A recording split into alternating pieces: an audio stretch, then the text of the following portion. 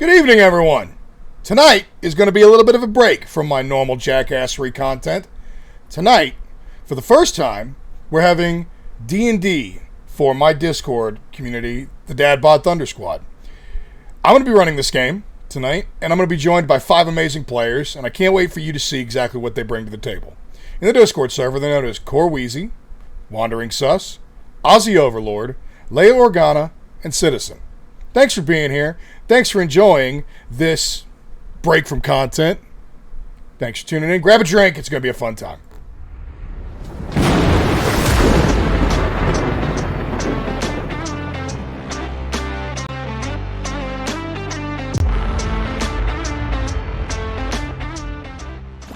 Well, hello, everybody from J-Win Gaming's Raid. My name is Dad Bod Thunder God. I drink beer. I yell at video games. I stream bad content, usually around Fall Guys, D&D, or sometimes Magic the Gathering. Welcome to my channel. I hope you stay for a while. Oh, no! I'm very worried about me. I was not worried about me. I'm very worried about me. Oh, my God. I just got launched into the stratosphere. Yeah. The fan, what the fuck? Holy shit, dude. Yeah. I did it. I fucking made it. Are you fucking kidding me? Back off, Dan. Oh my God, Daniel. Oh my fucking God.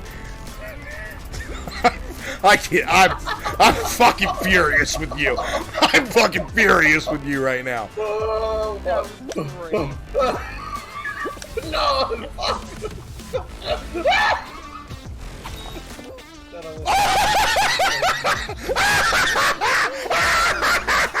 Fuck you, nerds! I pulled it off! What an upset! Bitch! I'm not making it. There ain't no way in hell. Let's go. Are you in? Bro, I went hard left. Because somebody was just chilling. Yep. Dive again. Jump dive. Bro, you're in. 17! Let's go! Aha! Yeah. Jake, So, have you seen the Mind Goblin card yet, Jake? Mind Goblin? No? Oh, no! No! Damn it! No! No! 2 out of 3 weeks! Fuck! Fuck! As soon as I said it! God damn it! Shit! Oh crap! Oh crap! Crap! Crap! Crap! Crap! Crap! Crap! Crap! Crap! Crap! Crap! Crap! Woo!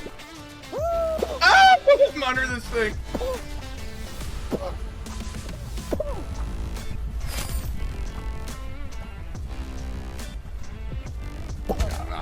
I'm not falling. Dude. No way. Fucking donut towers. I've got my drunk ass in a fucking blender.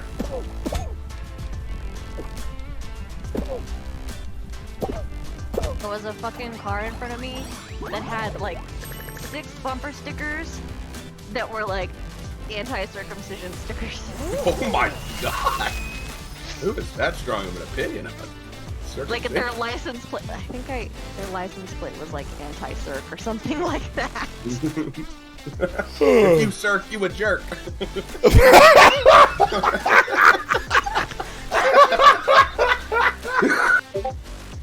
Oh yeah. That's it. That's it right there. What are you fucking? I'm looking at that pasta salad, baby. Oh yeah. That'll do it. 10 pounds of chicken pasta salad. Oh, I want that on my headstone. Damn. Yeah, just Oh don't my fucking God. around. What the fuck? Jesus.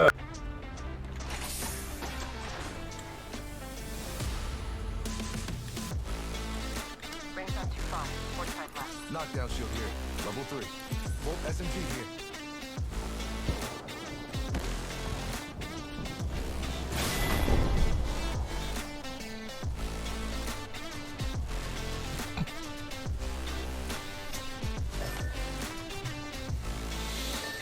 Wow.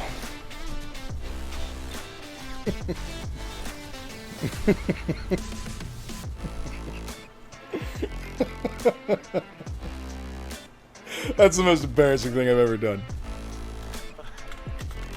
It was so good though.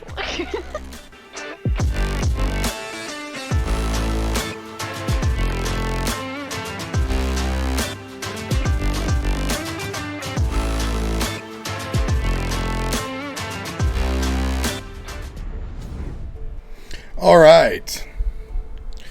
Hello, my young players. That much giggling when I'm on deafened has me nervous already. So you little agents of chaos need to get your shit under control, okay? I don't know what you're talking about. We've All done right. nothing. Like I don't have you evil little minions planning anything crazy. I'm a goddamn angel. All right. Angles over here. I have sent an invite to the listening party for those of you with Spotify Premium. I have also dropped a link to the playlist in the D&D voice lobby chat. All you have to do is follow along. All you have to do is follow along where it shows what we're listening to, and everything should be fine. If it's anything more difficult than that, let me know, and we'll come up with something. All right. So little courtesy warning to chat. I'm not going to be interacting with chat very much tonight because obviously I have a wonderful game to put on for some wonderful players. I think it's wonderful. I hope they think it's wonderful.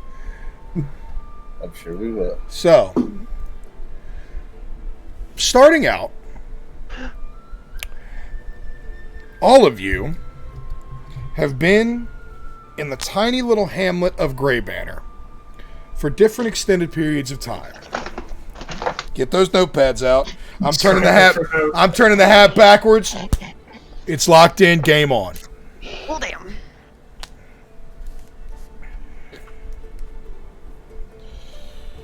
Is that gray with an A or an E? With an E. Thank you. Banner is N-N-E-R. Any other spelling tips that I can give you, bud? No, it's okay. Okay. So yes, you've been in Grey Banner for varying extended periods of time. You've gotten comfortable here. Maybe it's not where you're originally from, maybe it is, but you've been here long enough that it is considered a place of comfort and a place of refuge. Would everyone like to introduce their characters right now? I would like to start with one citizen. Tell us who you're playing, please. Alright. Well, I am playing a Hill Dwarf Paladin, and his name is Parasoth Shadowfall. Excellent. Would you like to tell you a little bit about him? Yes, describe him to me, please. Alright, well, he comes from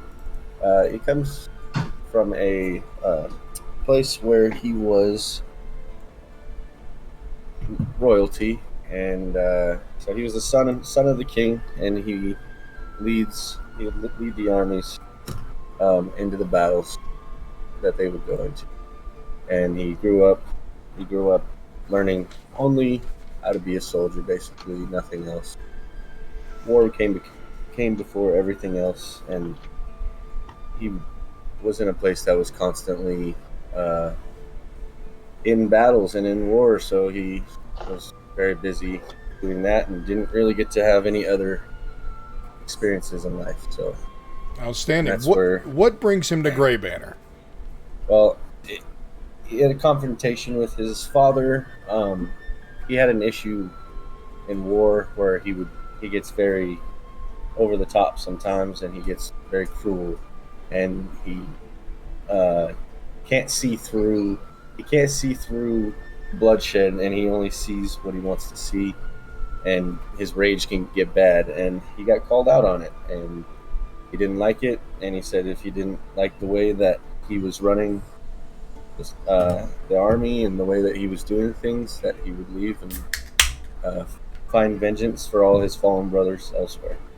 So he did. Fantastic. Corweezy, introduce us to who you're playing tonight. I am playing Gulbrick Goblinbane, a dwarf cleric who grew up in one of the dwarven cities, and basically from young age was chosen to serve the church there, and was brought up within the church for, what was God's name? Dwalin. Dwalin. The god Dwalin. And once he reached a certain age, he started his pilgrimage and took his gear and head out, and he's been wandering ever since. And sticking in the Grey Banner area because he's been making some coin there. Fantastic. Miss Leia, would you like to introduce us to your character?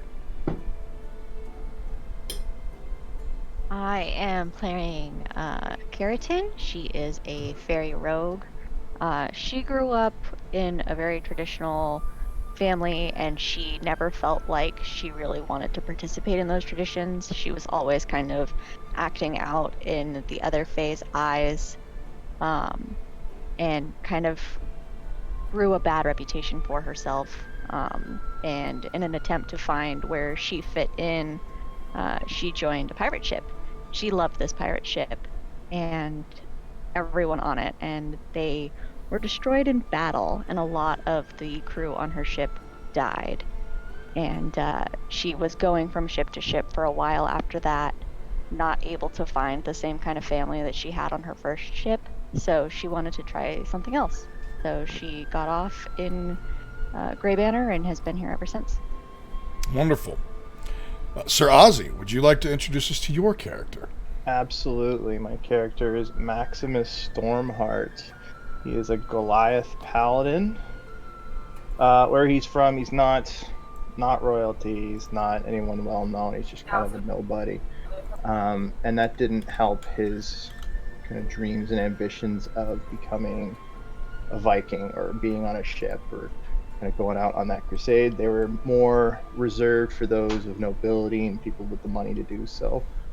He didn't like that. He holds a lot of disdain for those people because they're out doing it just for the shit of it. They don't think that it holds any weight. He wants to do it because he thinks it's part of his birthright to explore the world. He worships or believes in Ymir, the first being and the first giant, and he also thinks that Goliaths are very far down descendants of that, so he thinks that he should be the one to better take advantage of exploring the world. Wonderful. So he's just earning up some money now to try to make his way onto a ship or buy his own. Fantastic. Miss Sus, would you like to introduce us to your character? Definitely. Espen is a Kalashtar druid barbarian. She grew up in a small village that she ended up losing most of her family because they became ill when she was younger. So since then, she has been traveling around and found home with a band of performers who go around and perform everything from music to fighting pits. So the wild spirit in her called out, and you can typically find her in the fighting pits because she likes a good challenge. But her group that she runs around with is part of the Cult of Sutor, or Ledos Setor, which is Planeta Sutor. Wonderful. All right. Awesome. It is lovely to meet the five of you finally, after hearing so many wonderful things. Oh, we're so cool. So, all right, oh boy. It's been a minute since I've done this, y'all. All right, so, as I said, the five of you have built something of a home here in Grey Banner. It's a small village, population of probably 200 to 300. Everybody knows everybody, at least through reputation. You all have heard of each other, possibly interacted with each other, at least on a minor basis, but you know who everyone is. All right? Okay. So, we begin our tale at night. All of you are soundly sleeping in your beds. Or you were soundly sleeping. Everything seemed wonderful. Everything seemed at peace. And then, whatever blissful dream you were having is interrupted. And all of a sudden, you're looking through eyes from first-person perspective, but they're not your own. You're surrounded by dark, by cold, and you're radiating with pain. Constant, burning yet tearing. Tearing yet no blood, no visible wounds. And you look to try and get a bearing of where you're at. And you realize immediately that you're bound, hogtied, immobile. And panic naturally begins to set in. And yet you feel like you've been here for years, centuries, millennia. You don't know. The days have run together. Madness feels like it's beginning to take over. There's a name. You know there's a name. And yet it's on the tip of your tongue and you can't remember. And immediately you begin to struggle and try and get away. And you hear a unsettling cackle just from the darkness. You can't see where it's coming from, but at the same time, it's almost like it's there every day. And you know the direction it's coming from. And into your immediate vision steps a tall, very lean, borderline malnourished form, covered in a long cloak, face obscured by a hood, and he's limping and slowly making his way to you. He extends his hand out and almost just like mockingly caresses your face in what should be a gesture of comfort, but does nothing but send chills down your spine. And immediately there's a sense of fear and a need to escape. And this figure doesn't say words, at least not that you can hear. And it's just sitting there just cackling in your face, enjoying everything. And as he turns around, because you can tell through shape, it seems male. Whatever it is, it seems male. So that in and of itself triggers a fight response. You should be on equal ground, you feel. You don't know where it comes from, but you feel like you should be able to fight back. And yet, especially against this withered figure, and yet it feels hopeless. Like you never stood a chance. And as this figure leaves, all you hear is, "You'll never break free. This is your prison for eternity.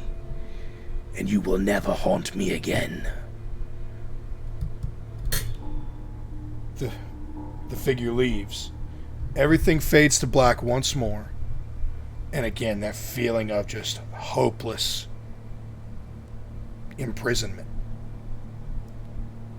You wrestle and you try to break free, and you feel like there should be even a minuscule amount of freedom of movement.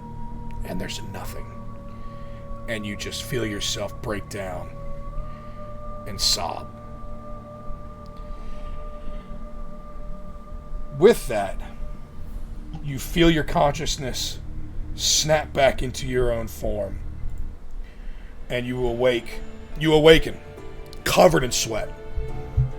Feeling like you've been in a fight all night long. Each of you have had this dream. You don't know the other four have, but each of you individually has experienced the night terror that has shaken you to your core.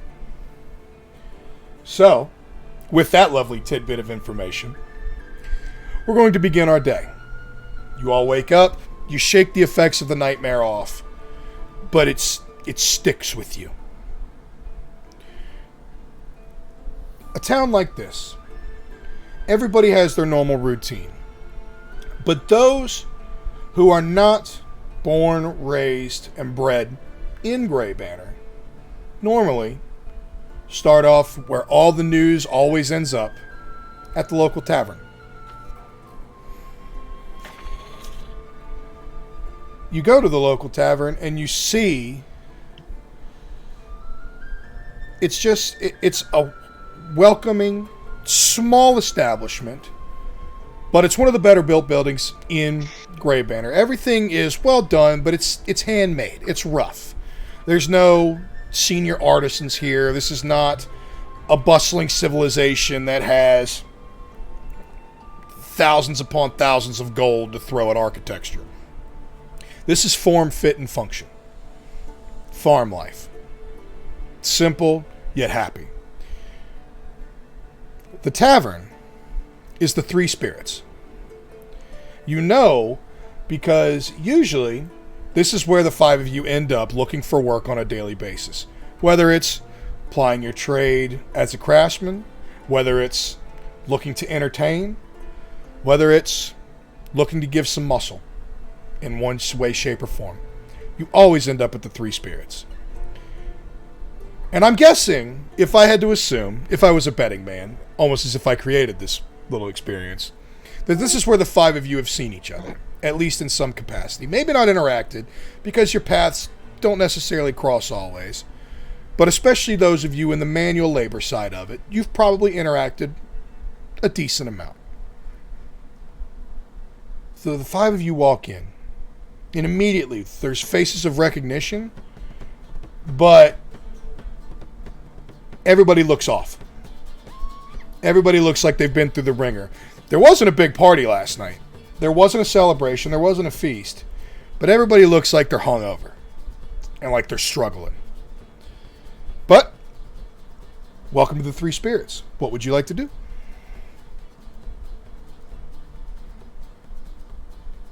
I'm going to beeline it for the bar.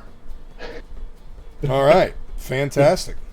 So you beeline it to the bar. It's normal hustle and bustle, and the bartender, we'll call him a half-elf, based on what you would know. I'm not sure in this time period what sort of racial breakdown there would be, because this is very pre-civilization. It is a group of people who are used to surviving together. So race kind of gets blurred, and nobody really cares about what everybody looks like, except for those like, say, a Goliath, or a dwarf, or a fairy, who stick out like sore thumbs. You're oddities, but you're not unwelcome by any means. This is a happy place. So you go up to the bar, and the barkeep and the owner of the establishment, Lugir, is behind the bar, and he's already just slinging drinks, running plates from the kitchen, bringing out heaping plates from the kitchen, and it's a normal good mood for a weekday, for a work day. Okay. Well, after that dream, Galbraith definitely put on all of his plate armor. So he's going to very awkwardly try and climb up and sit in the stool in full plate armor. And he kind of like shuffles himself in a little bit. Okay. You're a short man, and this is not your normal morning attire, so give me a dexterity check, just for the sake of it.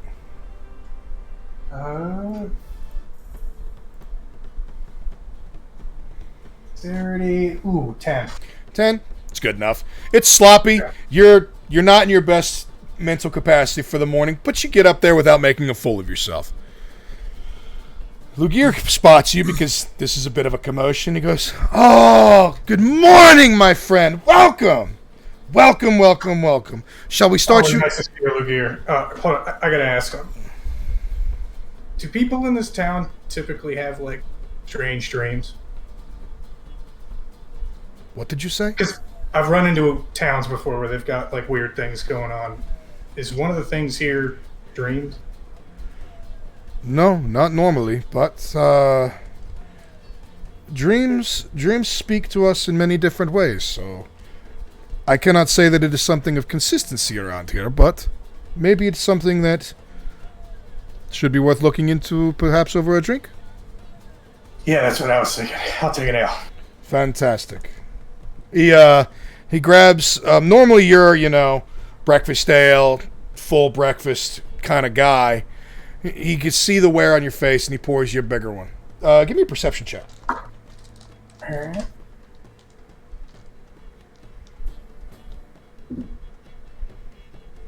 Ooh, 7. Okay. Yeah, everything seems nothing out of the ordinary. Bustling crowd, normal crowd that you normally see every day. You don't interact with them, but everybody's a local and everybody's a regular kind of thing. Really focused on getting that ale. You're really focused on breaking the disturbing, fog from your head. What about the rest of you? What would you like to do?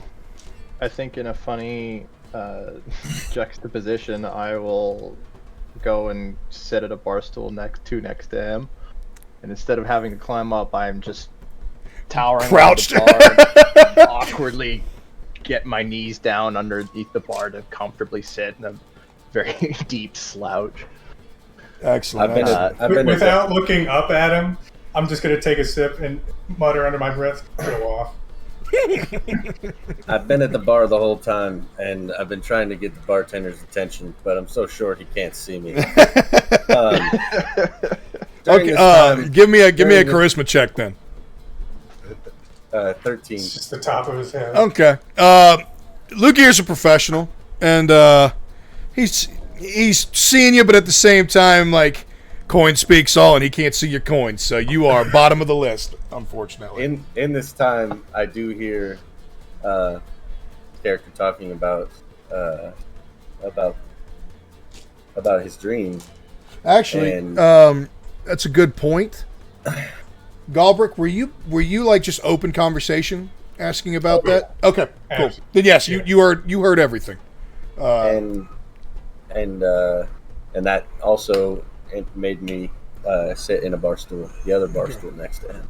So we've got Ariseth, we've got Galbrick, and we've got our Goliath friend Maximus, all at the bar right now. Yeah, with a heavy finger, I'll kind of knock on the bar.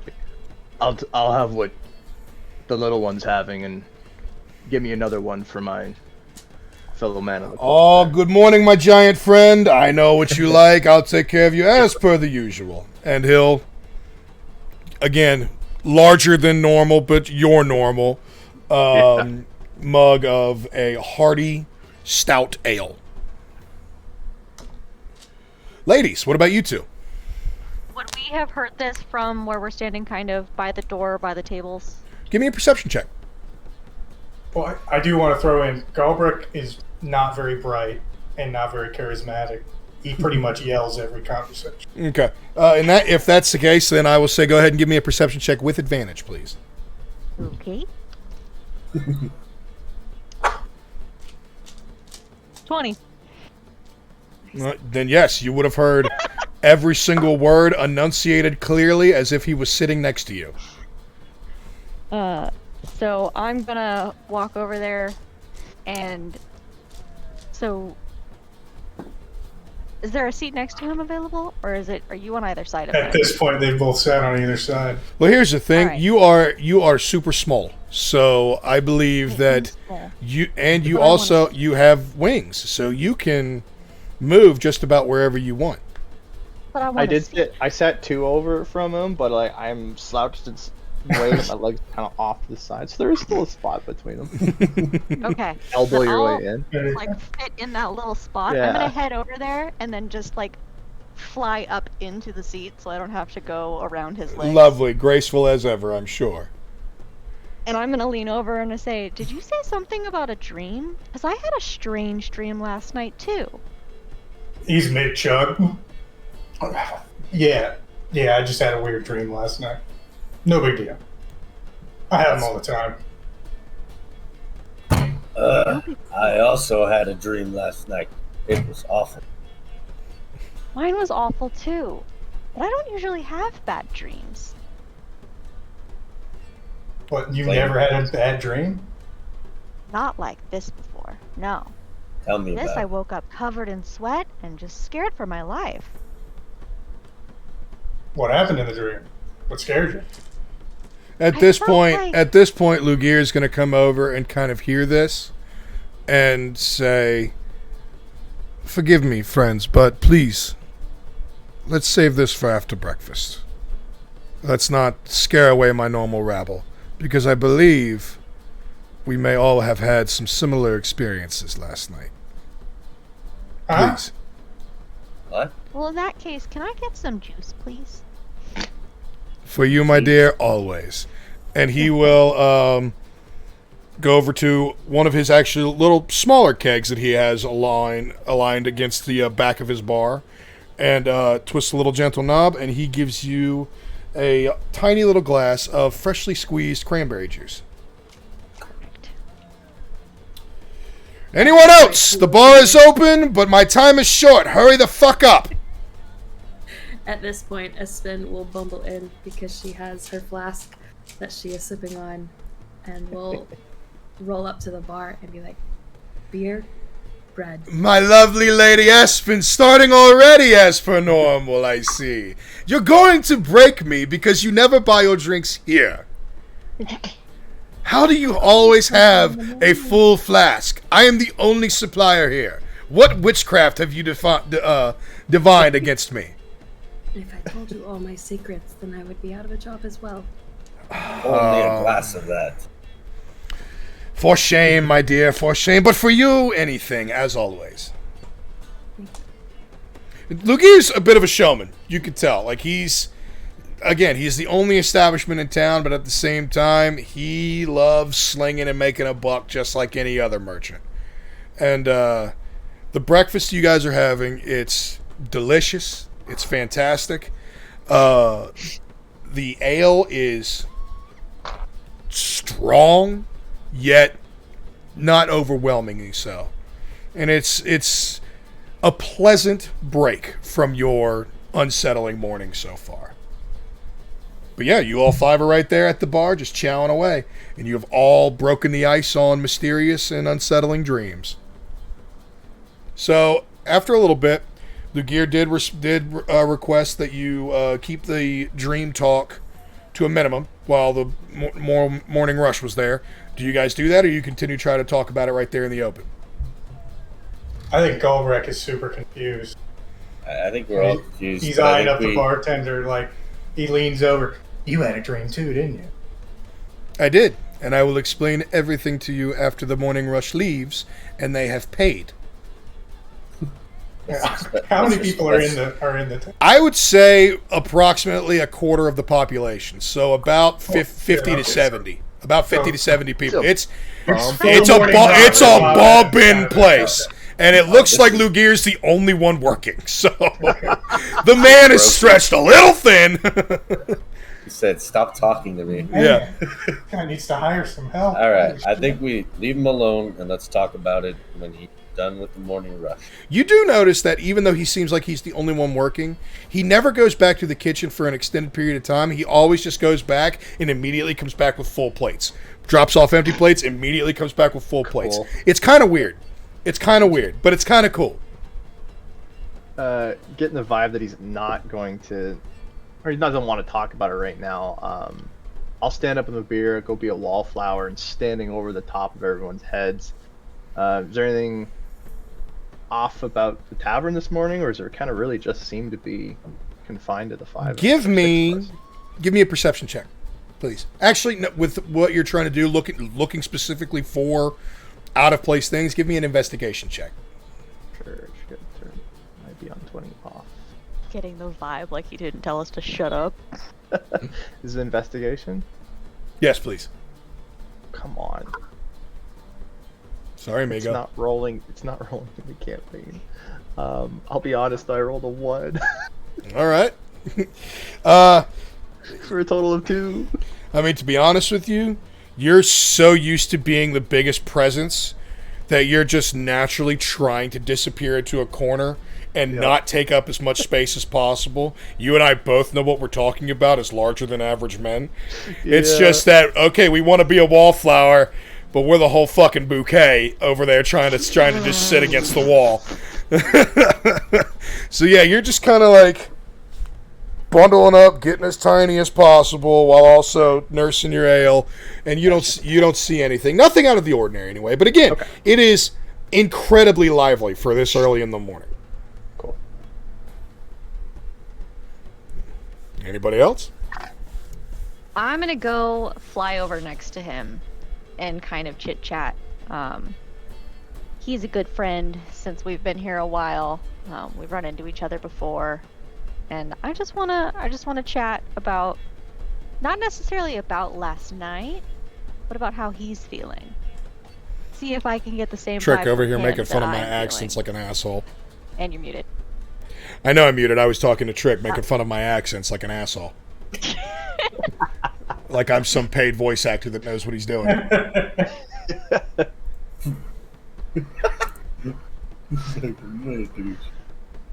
I mean, unless you come out with a question as tall and brooding as Goliaths normally are, I'm probably a little more brooding than normal. Instead of getting a response, I just get Brutish. All right, well, I'll just go back to my juice. Yeah, I just stay at the bar. I just stay at the bar and pick it if up. you come over, like, I hate to sound like a broken record, but I too had a dream last night. Perhaps it could have been the same one that we've all shared. I guess we'll find out when everyone goes home. And at that, we will go ahead and say that you all have scarfed down your breakfast. You're feeling much better now that you've gotten some calories in you, and you're feeling good. You're feeling as close to normal as you can feel in this certain situation. Guys, stop subscribing. I'm trying to stay in character. Stop doing this. You make me want to be grateful, but I can't right now. But everybody the normal crowd just starts to disperse. And they disperse rather quickly. It's rather efficient, actually. It's like almost like everybody does this every single day, like every small town yokel you know in their little routine. I'm not calling you out, Ozzy. I'm just saying. But anyway, the bar is empty. Surprisingly clean. Shockingly. Nobody's figured out that little magic. But it's just you five. And as the last person leaves, Lugir comes out from the back, towel over his shoulder, sees the doors close, and immediately just puts both hands on the bar and just sinks his head.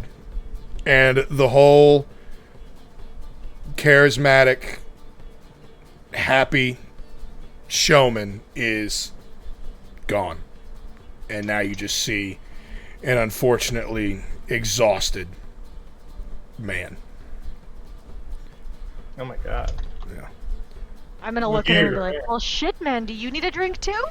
He was some help, man. This place is packed. How are you not making enough to have some help around? Oh, I make plenty, and normally this is fine. I have enchantments all through this place that makes it to where it almost runs itself. I just enjoy being here and being amongst the people. But today has been the worst day I've had in recent memory. Go ahead and give me a perception, everybody. Everybody. You gotta roll, right? Oh, God. Ozzy, how did you do it in D&D Beyond? What do you mean? What did you How are click? you rolling? I just Yeah. clicked perception. Oh my god. Yeah, the little plus and the number, you can click that and it'll roll a dice for you. Oh, sweet. 16. Okay, so let's start with Citizen. What'd you get? 16? 16. Corweezy got a 5. Miss Leia? 13. 13. Maximus? 4. 4. And Espen? Nat 1 for a 7. Lord have mercy, guys! Strong showing. Looking good. Much to drink. Buy real dice. They're better. Anyway. I have some. I need Hey, to that's get what I some. rolled. I don't have any. I mean, I can use them, I could. but I promise you, I'll just roll lower. Okay. I So, mean, I have to do math. Asherath Fucking and Carrot. All of you know Lugir. And you know Lugir probably better than you know most other people in this town, because you have to interact with Lugir every day. Lugir, as the bartender, as the tavern owner, as the center hub of information, usually assists with handing out jobs, bounties, tasks, notice boards, whatever. He's usually one of the ones, the central point, where he's just divvying stuff out to where people know. Everybody always goes to him. They go for rumors. They go for announcements, anything off the cuff that might have been heard. So you all know him really, really well. You two notice he's a half-elf that's probably, with the way that they age, in his early 70s, just below middle age. So probably what a humanoid or a human would view as 48, 49. He's always impeccably put together. His clothes aren't super fancy or everything, but they're always clean. He always looks good. Long, flowing brown hair is always well kempt and always tied back in a very neat ponytail. And he always looks top notch, at his best. Today, the hair's a little bit more disheveled. It's still pulled back and it still looks good, but for the first time, things are out of place. For the first time ever, there's bags under the eyes. There's wrinkles starting to, like crow's feet starting to come around the eyes. His normal charismatic smile is almost replaced by a grimace. Where he's off his game. And he's never off his game. And it's weird. So we noticed that. You two do, yes. All the rest of you, you're still stuck in your own heads. You guys are fucking drunk on ale over here. Too much morning ale. beers will for do this, guys. Too much morning ale. Cranberry juice. Too much cranberry juice for this one in the bathroom.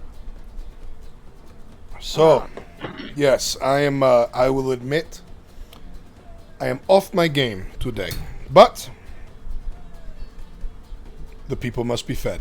Now, you five, I find very interesting because dreams are not a normal occurrence here.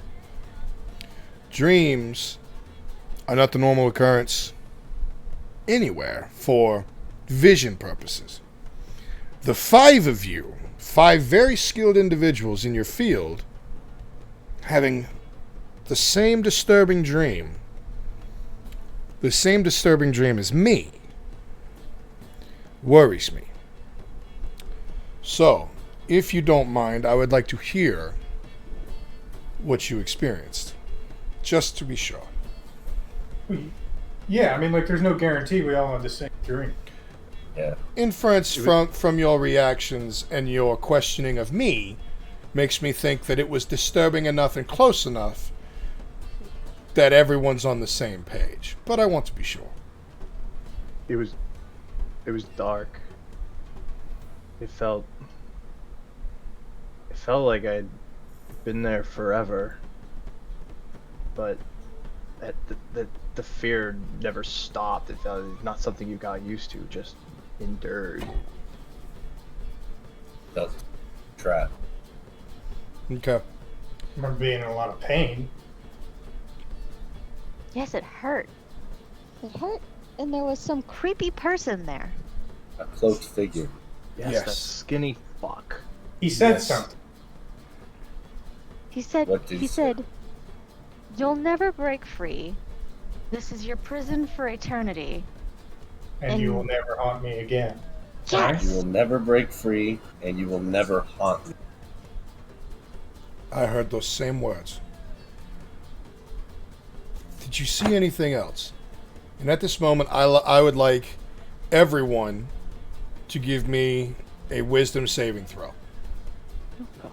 Nothing negative, just to remember a super finite detail that you might have caught. Yeah, 19. 19. Some savings there. 15. No. Just no. I refuse, actually. You know what? 3. On a 19, Asrath, I would say on the body that you were looking through, in your haste to look around and find anything, on one of your bound arms, you would have seen a tattoo. You would have seen what looked like an Ouroboros, but it was an Ouroboros being like an infinity snake, where the snake is biting its tail in the infinity symbol. But the snake seemed to be chasing a wolf throughout it. And it was very beautifully done, but it was very simple, and it took up the entire forearm.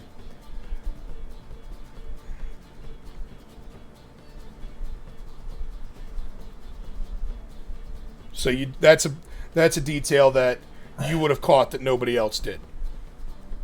Did anyone else in their dream notice tattoo? Tattoo, you say? On the guy? I didn't. Oh. I did not see a tattoo. Yeah. And you said it was on myself, right? Yes, essentially, Yeah. like in that first-person view, Okay, your hands are bound in front of you, and in your attempt to look around and see, you would have looked down and seen that tattoo emblazoned on the forearm. Question. No. Yeah, go ahead. Could I have perceived that I was taller or shorter in the vision? Being a dwarf, you know. You also a dwarf? That's an interesting question. I feel smaller. Because like if it, I don't have the tattoo. I'm gonna say Maximus no, because even though you're larger, you are still carrying the proportions of a normal sized human, as Goliaths are not like compact or stretched out or anything like that. Whereas dwarves are almost like compact, stocky humans.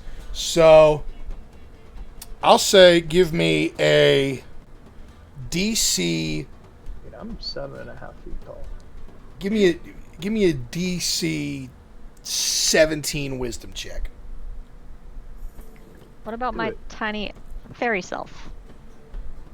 I don't No, know if I yeah. have normal proportions or if I'm. Again, the two of you, even though you're not built like normal, as far as height and Built size, different. you're built different, but in the same time, you're more proportionate to your build to match. Than a dwarf. Yeah. Whereas dwarf, like that's longer arms, longer legs than they're used to. We're stock. Yeah. So that's the only reason that I'm gonna have him. And also, none of you two are gonna be in his head thinking that. So I'm not gonna let you piggyback off of that check. But I like where your guys' heads are at. So no, you wouldn't have noticed that. It was such a nerve-wracking experience that that was the last thing on your mind. Yeah. So I noticed a tattoo on my own arm in the dream, and it was a snake, and it was a snake chasing some sort of animal or deer.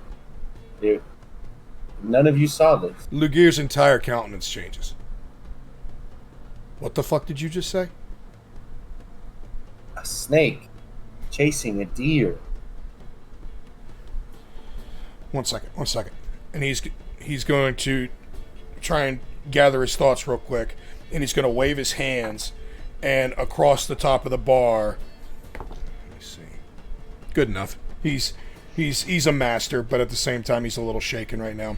You're going to see the exact tattoo that you saw in your dream. Is that what you saw? My eyes open wide. That's exactly what I saw. You are 110% certain that is what you saw. Yes. Okay. Stuttering. Lugir is never never in a state of shock or being non-composed. He's always 100% locked in. And this man almost collapses against his bar. Espen's gonna reach out and put a hand on her friend. What is? And he's just... There is only one person I know of with that tattoo. And that is my middle son. My middle son has disappeared. Let me explain a little bit about myself. I am not from Grey Banner. I'm sure you can tell that I'm a little extraordinary for this little hovel. I love this place and I have made it my home, but it is not my place of birth. I come from a city more inland that is grand and massive. And I had a wonderful wife and a happy family. And I had 3 children. My oldest found his home raiding, going a Vikinger, plundering coasts. And last I heard, he had made a wonderful life for himself. Just hunting the seas, taking plunder, and living the dream that I believe your giant friend here chases. My youngest, Hilda, she died when she was but a child. I lost her, but she was the light of my life. And she made us so happy. But my middle son, Vargir, he was strong and happy and wonderful. But he was not built for the raids like his older brother Yorhaf was. Yorhaf was destined to be on the sea. Vargir was not. Vargir was strong in his own way, but he went missing and was presumed dead on his very first raid. And I had not heard from him in years, almost a decade. My wife, his mother, she was taken from me, and I believe it was the loss of a second child that made her end draw nearer. So, my oldest is a man grown. I came here, wanting to ply my trade and forget. How long ago did your son Vargir not return? I mean, it seems like millennia, but I've been here maybe a decade, a little longer. So why did your son have this on his arm? His brother was the older raider, and he was always trying to follow in his footsteps, while his brother watched out for him. So we always called his brother the sea snake, and him the wolf. He was a great hunter, he was strong, but he was not built for water. And So he's presumed missing? he was presumed dead. Dead. We never found anything. And that's Yorhaf, right? Yorhaf is the oldest. He is my oldest. He is still... Vargir is my son. Vargr. Yorhaf is Jorhaf. I spelled that so wrong. Yes, sir. I'm spelling it however I'm I literally wrote out your half. That was pretty close. Wonderful. Yorhof. Wonderful. I got it. Yorhov and Vin gear over here, dude. Yeah, Give them love. Yeah. I mourned my son. I moved on. But now, you are telling me that my son might be alive Well, I mean, and bound. oh, Where did you see him last? I saw him on his boat, heading east. You know where east? He had to have told you something. It was somewhere. I cannot remember the name. It's been so long. I'm not a raider. I'm a merchant. I sell drinks. I make drinks. I perform petty little enchantments to make my job easier. I'm not splitting skulls with an axe. The simple life was not enough for him, despite his lack of skill. He was never as precise as his brother. He was much more feral, if you will. You ever seem off or different when he left? No. He was the most excited I'd ever seen him. Almost like a child on his first hunt. That's how I always saw him, but he was thrilled to finally follow in his brother's footsteps. Oh, wait just a minute. You're telling me that we all had the same fucking dream last night. And we saw your fucking son? damn. Have you had this dream before? Never. I don't dream normally. Nothing that I can remember. Some normal, Did he always have this tattoo? As soon as he became a man, he got the tattoo in honor of his brother. Honor of his brother. Did his brother go with him on the raid? They were on the same raid, but they split. His brother went north of the coast, fighting the islanders much more savage. The inexperienced raiders went further south, where, we are savages to the rest of the world. Savagery can be intimidating to the weak, especially for inexperienced raiders.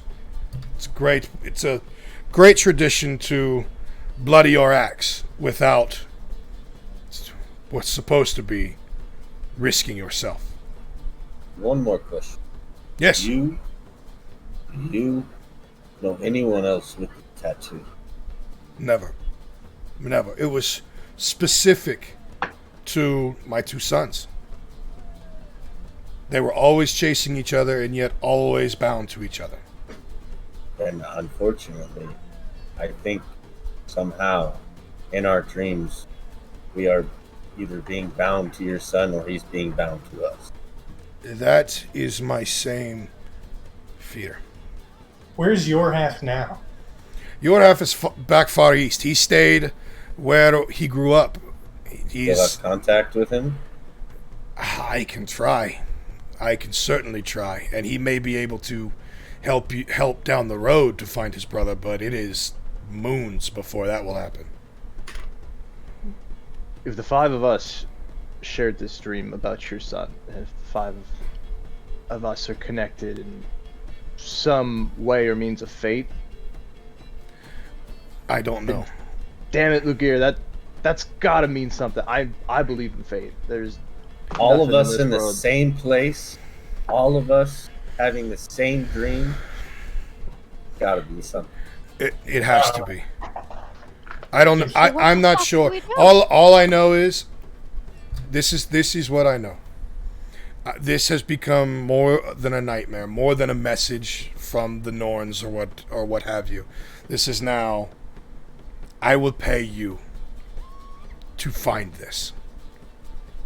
I cannot. I will contact my son, but I have no means. And let's be real. no martial skill to talk of other than petty, cute little tricks. But what I do have is money and resources. So, I will pay you each 1,000 gold to help me with this. Whoa, dear. I will give anything to follow this up, even if it's just closure. I will make you rich. Absolutely. Count me in. Let's do this. When do we start? I'm in. Right now, I guess, while the dream is still fresh in our minds. If that is what your wish, that is fine with me. I will give you enough provisions for however long this must take. I will give you whatever you need immediately. I will not give you gold, because that is payment upon delivery. But I will give you... What about half? What about a little starting capital? A little starting capital, fine. I will give you 25% up front, 75% upon completion. I always knew I liked you, Lagear. Well, I'm a businessman at heart, and even though I am a distraught father, money is money. Is there a place to add gold here on the sheet? Yeah, so if you go to your equipment, you should be able to mess with your inventory, and your finances should be there. So each of you add 250 gold, please.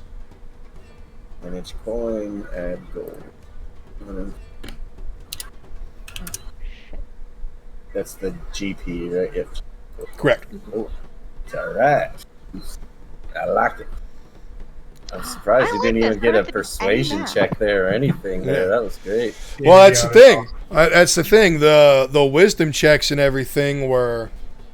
I mean, that was big stuff. That was big information we just made big I was not prepared for you guys to get, but you did it, and I'm happy for it. So you immediately notice, like after this conversation, Lagear is like bouncing like a man 20 years younger than he is. Says, "Oh, this is wondrous. I have to write my son."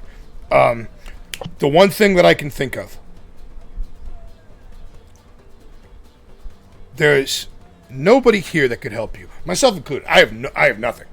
I know nothing. This is a nightmare that if the 5 of you hadn't had the same nightmare, I would just think I was going crazy, drink it away, and have a nice day. I know of a sage, roughly a day and a half's travel from here, into the we'll call it the Blackwood for now. The Blackwood is a rolling, sprawling forest. Nothing outside the ordinary stuff that you get, but it's known for its hardy trees that build wonderful raiding ships and build wonderful structural houses.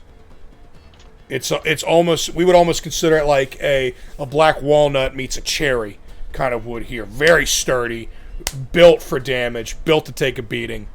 And these trees are full of it. It's one of the biggest sources of income for Grey Banner.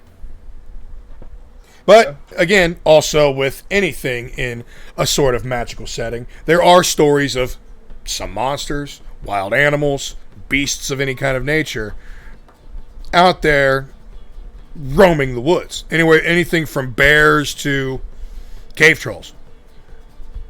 There ever We love some been any spooky shit. sightings of orcs?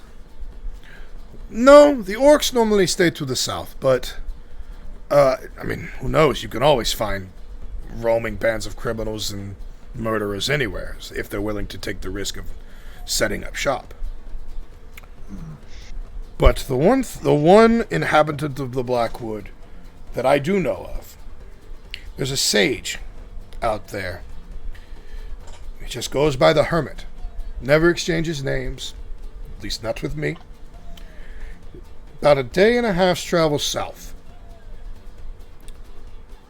It is rumored that he knows anything you may ask. I believe that's a bit of a stretch, a bit of an embellishment, as an embellisher myself. A little bit. But his reputation is good enough that he at least can get you started. And he is, as I said, a sage, and may help interpret the stream. Worth a shot. Better starting point than what I had in mind. In the meantime, I will call my son, my oldest son, my raiding son, to see if he will come here in case down the road this becomes more complicated and you need help. Ask him if he had the dream, too. And I absolutely shall. And please ask him if he knows of anyone else who has that tattoo. I absolutely will. He has been, some may say he has been all over Midgard, from east to west and back again. Please ask, as long as you ask. I absolutely will. Shit. Now, What does the sage charge for this information? Or Do we does have he? his name for the sage? Solid question. he just goes by the Hermit. The hermit. I believe he operates in trade as far as essentials. Like I said, he's a hermit. He doesn't come to town, but he's lived there long enough to survive.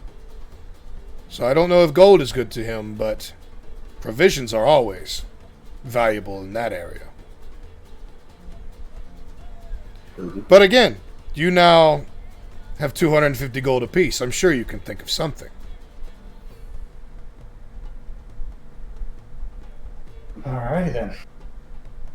What's the next move? I think time to move. Thank you.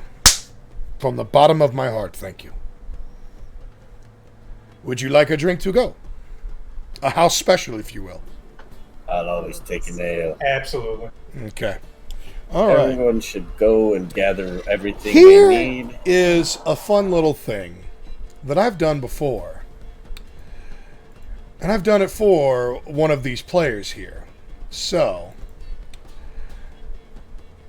Galbrick, Mm-hmm.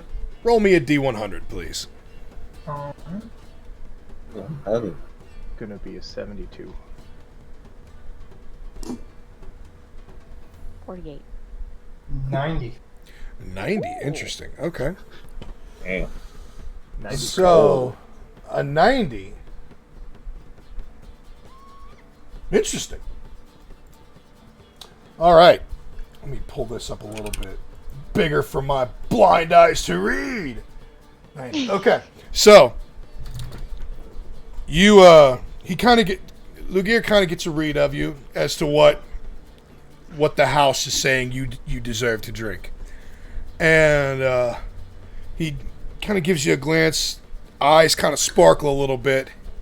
He goes, expensive taste, fuck. And he heads to the back. He's gone for a few seconds, longer than he normally is gone when it's busy. And he comes back out with a beautifully designed glass bottle with what looked to be wings, almost like draping around and enveloping it, inlaid with some sort of valuable metal. You as a craftsman know, this is top tier work, which means that it's top tier liquor, and the bottle is probably more expensive than most of the shit on the bar. Just the bottle, not the liquor. I'm gonna pull out a tuning fork and give it a whack and listen. It's a beautiful E sharp, just perfectly in tune. Like one of those where you're just like, oh, that's gonna be nice. That's gonna be real nice. Now, Do I keep the bottle? oh no, you just get a sip. Oh. This is like Pappy 23. Okay, this is not 1,000 gold. This is like 10 times that. So, if you want the whole bottle, you're going to have to pay for that shit. So he pours you a strong, 2-finger pour. Give me a Constitution saving throw.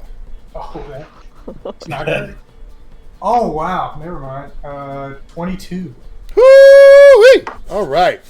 So, the first thing you noticed is it's delicious. It's real good.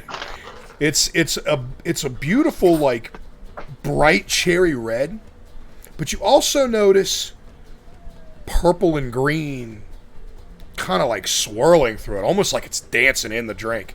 It's beautiful. It's enticing. It's almost mesmerizing. And it hits you, and it's the best thing you've ever tasted. It's top tier. It's got like an earthy taste to it, but incredibly sweet with a little bit of tartness, almost like a seasonal fruit that you never quite get to have except for once, and it sticks with you kind of taste. Okay. So, as you're just enjoying it, and you just feel lighter and lighter, and you're just happy, feeling good. The four of you give me a perception check. My first good roll. At 21. 24. Okay. Maximus, this is perfectly fitting for you because you're now looking eye to eye with this dwarf, and there's about 4 feet of empty space beneath him. And he's just kind of hovering there. And he's just you're levitating. You are levitating, and you can levitate for the next 3 hours. Down on his head. So you're just kind of like, yeah, it's just, you're full Willy Wonka right now. Just floating off. Yep. I take his head and I push it down. And Everyone is blessed. And Lugir is just giggling, laughing, having a great time. Who's next? Me. Okay, Carrot, give me a D100 roll, please. Bo said need some heavy boots. 61, you say? While this is going on, I'm like pushing against the ceiling. No, you stop. You stop about 3 to 4 feet. You're not just going completely up. You're just lightly levitating. Okay. Yeah, essentially just makes like, especially for gravity. Especially Gravity for didn't go a dwarf with short legs. Like now you can keep up with everybody. Now you've gone from 4'2" to like 5 foot. Yeah. Still getting used to it. My guy's kicking his legs, like trying to figure out how to move. Okay. Kitty cat. All right. Ooh, this is 61. This is pretty good. Okay. This fits. So, Carrot, what you get, he takes your measure and he goes, "You are radiating color. Lord have mercy. I can almost not take it all in. I regret yet don't regret doing this, but 1 second." He goes back in, comes out, you hear some movement, some shaking, like almost like the world's fanciest, most elaborate cocktail is being mixed up. And he brings it back out, and it literally looks like there's a swirling rainbow in a frosty glass with an orange, a grapefruit, and a cherry garnish on top. It's beautiful. It looks, for us in the 21st century, it looks like every ounce of that is going to be sugar and hangover. So the fairy of the group is ecstatic, essentially. So you take a I'm sip. gonna grab it with both hands and just. Okay. It's very sweet. It tastes almost like candy. Like something you would get for a festival or a holiday, or just something that just brings, especially your mentality, nothing but just joy and happiness and carefree life, which is a wonderful feeling after the morning you've had. For the next 12 hours, you gain +2 to all wisdom and intelligence checks. Nice. And history checks, particularly in areas that you know or have some sort of knowledge, you get +5. So smart. So smart. You also have the feeling that this is going to be a hangover unlike which you've ever had, and Maximus might be carrying you tomorrow to get through this journey. Perfect. Like, your wings are already, like, kind of itching because of it. They're buzzing. Yep. Next! History. All right, I'll go next. All right, Daniel, give me a 100. D100 roll. 75. 75. Outstanding. Everybody rolling high. Oh, boy. All right. Beautiful. So he steeples his fingers, eyes flash, then he just seems to be relieved. Just, Just got my arms crossed. Simple yet refined.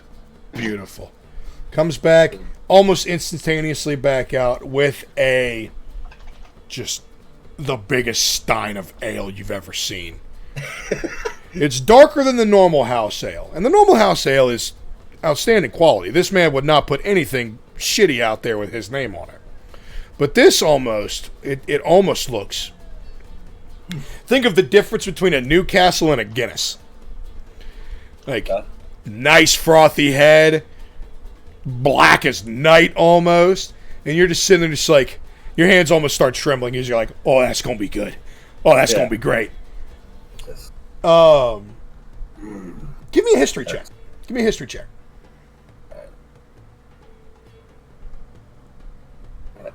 6. 6.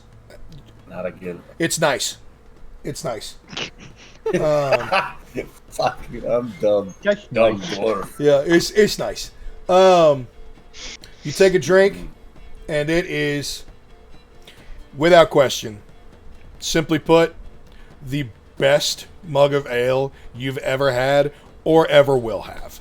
You know, this is the pinnacle. There's no beating this experience. This is the top of the mountain. Next, you don't get any extra effects, unfortunately. It's just simple ale.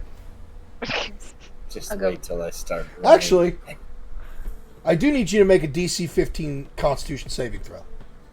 Or you'll A get a DC. negative effect. A DC 15 Constitution, you said? Yes, sir. DC 15.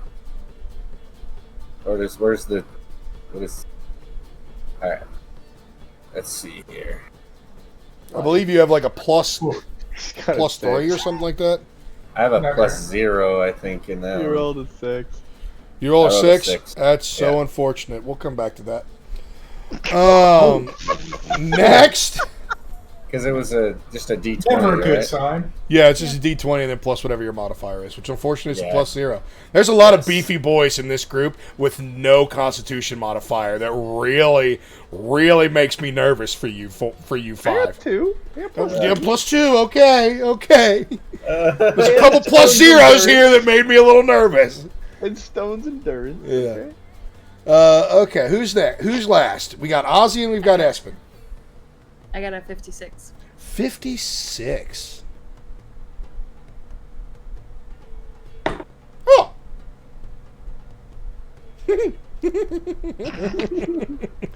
Oh, it's nothing bad. I just find it funny. Like, these are all very poetic for these characters that you're playing. And there's a way to edit the stats, or you just have to do it. What do you Like mean? if you give Stats us on what? like if you give us a Just negative it's or a positive it's on it's simple You fun just have stuff. to- Just keep it in mind. Okay. All right. So that's good. By the time that you guys get out of town and get in the woods, all these effects are going to be gone. What? I mean, Hey, Damn. welcome to my fun I'm little about to joke. Fly out the door. Okay. Actually, the only ones as of right now who are going to stay are carrots. And maybe Okay. my deficiency. go carrot.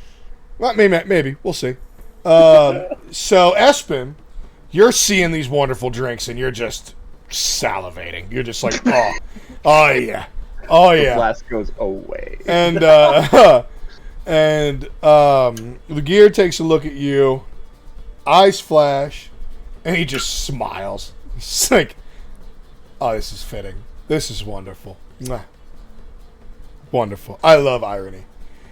He goes over to the counter, grabs a fresh, clean ceramic mug and picks up the daintiest teapot you've ever seen and just pours you a hot, very aromatic glass of tea, and then just drops a slice of lime and a small shot of whiskey into it.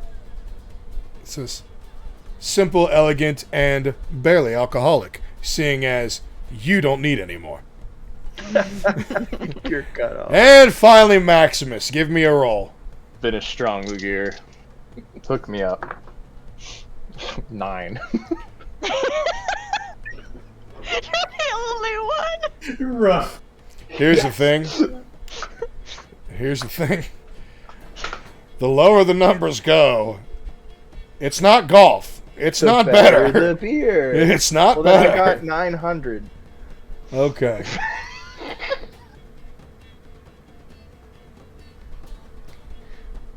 Oh, that's bad. Oh, that's bad. Whew. Ooh, all right. Ooh. Okay. You're doing great. So Laguerre looks up at you. You guys, great relationship with this bartender, and those eyes flash, and he just immediately just drops, and he's just like, oh, you poor bastard. Be right back. So he goes to the back, and you hear, like, lots of commotion, an uncomfortable amount of commotion for what's supposed to be a pleasant experience. Glass breaking, pig Yep. squealing. So he comes back in, and he's holding what you think is supposed to be a wine sack, but it looks like it's made from a dried up squid. Like, tentacles are still on. You see an uncomfortable glassy eye. It's a little uncomfortably moist and damp. And and he brings it over and then just kind of like grabs the tentacles and then just dumps the contents into a very tall glass. It looks like ale. A delicacy where I'm from. You know me so well. You Don't have bring in the background. Don't drink that. Don't do. Oh no. Oh no. Okay. I also need a DC. This one's a DC 18 Constitution saving throw. I'm gonna I say didn't you're get gonna it. need all the help you can get I and didn't cast get it. guidance on you. Sorry, what is the DC? That's the. Means that's the total you've got to hit. It's a difficulty check. Guidance Okay, that's what you're won't- You looking get for. a. From a Oh, well. D20, right? It won't. Yeah. Yeah. Even if I roll 4, I'll only get 17. Oh, I didn't see I this. got a 13. Okay. Damn. Oh, my sweet summer child. Okay, we'll come All back. right. We'll come back. What are you doing to us? We'll come back to that. So yeah, drinks are down, Maximus. and it is time to begin a journey. Who's ready for that? I'm ready. Go. Wonderful. Bo invading my chat, making everybody uncomfortable. All right. Really good at that. He's wonderful at that. It's a gift. Comfortably Yes, moist. Marcel. Yeah. So, congratulations. You have begun the first leg of this journey. Let's go. So, throughout some preparations, Lugier has given you each the following. This is each of you. You each have 250 gold. Through some planning, conversation, this is his son, so he's willing to throw you a bone. You each are going to get 2 standard health potions. 2 health potions. 2 health potions. Da. Ah. Inventory.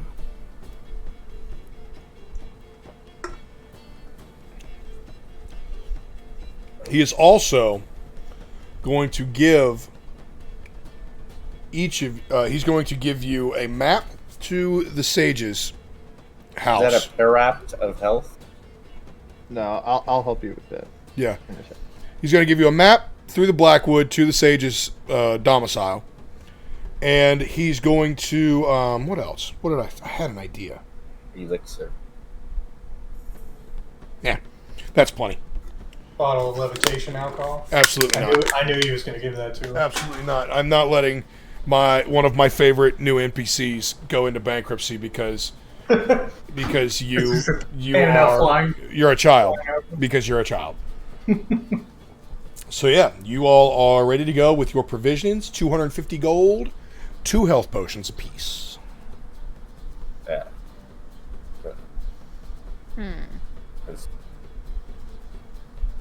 Do we have horses? Can we buy horses?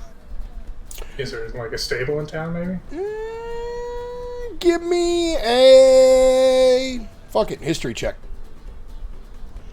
Hey. I didn't even think about that until just now. Yeah, give me a history check. Add 5. Plus 5, 13. 13. Farmers have horses, but there's no official stable. No quartermaster, stablemaster, nothing like that. This is like Farmers have horses. like y'all are in Mayberry, okay? Like this, there ain't nothing here. Besides, you're young. You're in your prime. I'm very short, and I'm in heavy play. Alright, hold on to it. Well, I mean, for the next 4 hours, you're keeping up with everybody. Wow.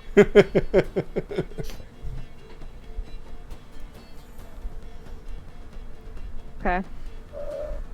Well, How did I guess we go.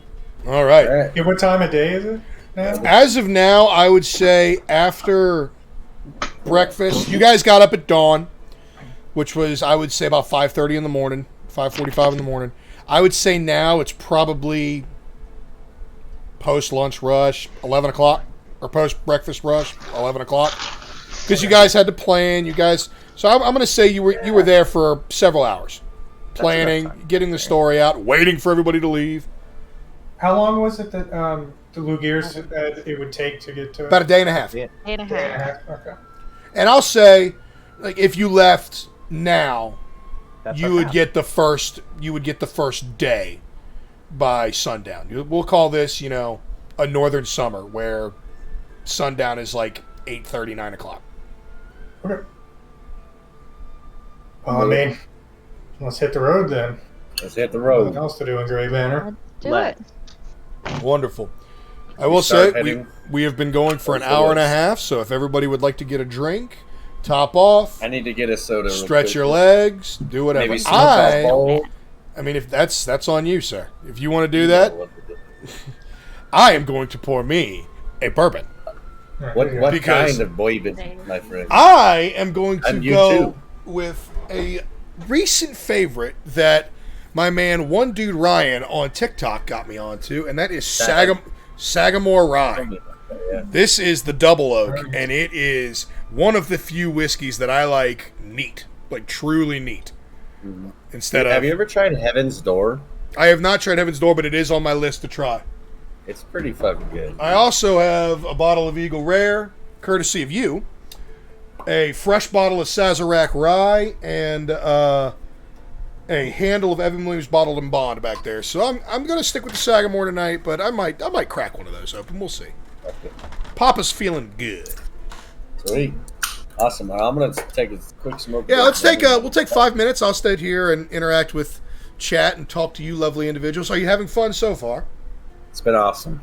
I Absolutely. love it. I'm Good. excited. Good. I have been excited about this for a long, long time. It's been so long since I've played, so again, I'm sorry if I'm a little You are killing it. You're doing just fine. You're hanging in there. doing my best. I'll be right back. I'm gonna go grab a drink. Go for it. Chat, I hope you guys are enjoying this. I know that we haven't really gotten too crazy interactive so far, but it is about to pick up.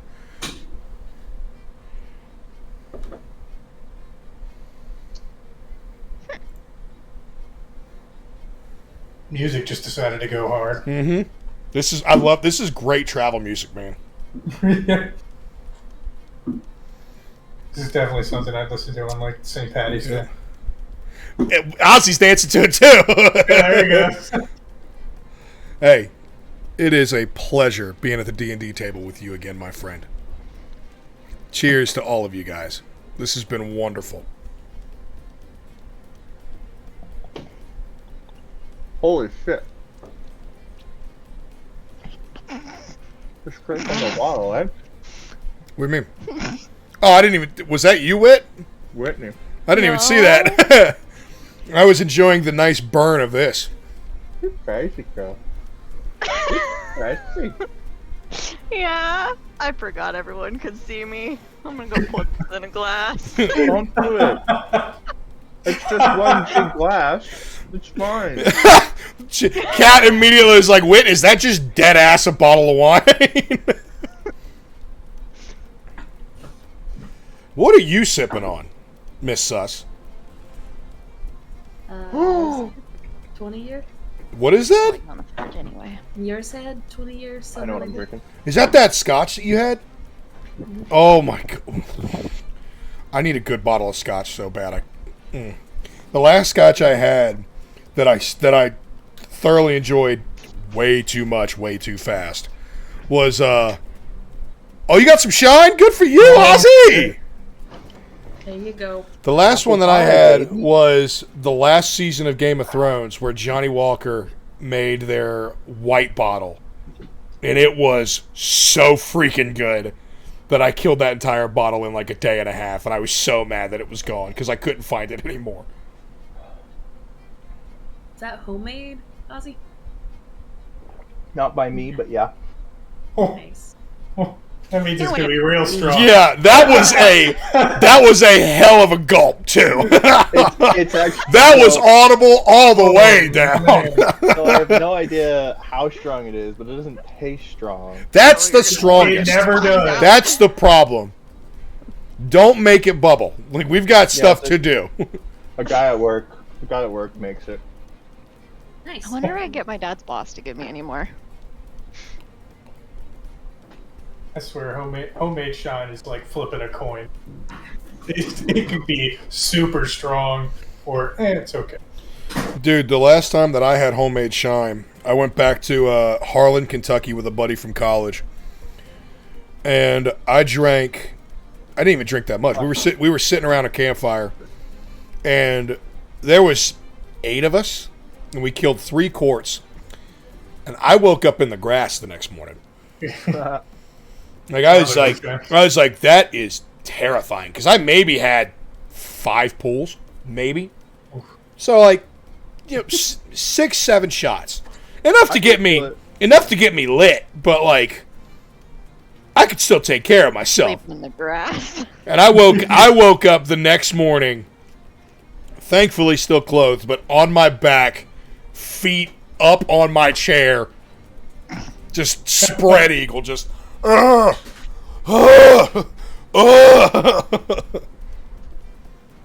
dad's boss is from Georgia, and he makes some strawberry shine that tastes fucking amazing, and that's a problem. Kill you. That's a problem. Yeah. We used to make apple pie shine. So again, now that 5 of the 6 are back, you guys having fun? Absolutely. Has this been enjoyable so far? Did you like my little drink adventure that I took you upon? Yeah. I did. So it was +2 on history and intelligence. Plus 5 on history, +2 on wisdom and intelligence. Things I already know. On things you already know. I had that written down correctly, and my brain still read them wrong. So. And a terrible hangover the next day. Oh yeah, you're not looking forward. You're not looking forward to tomorrow.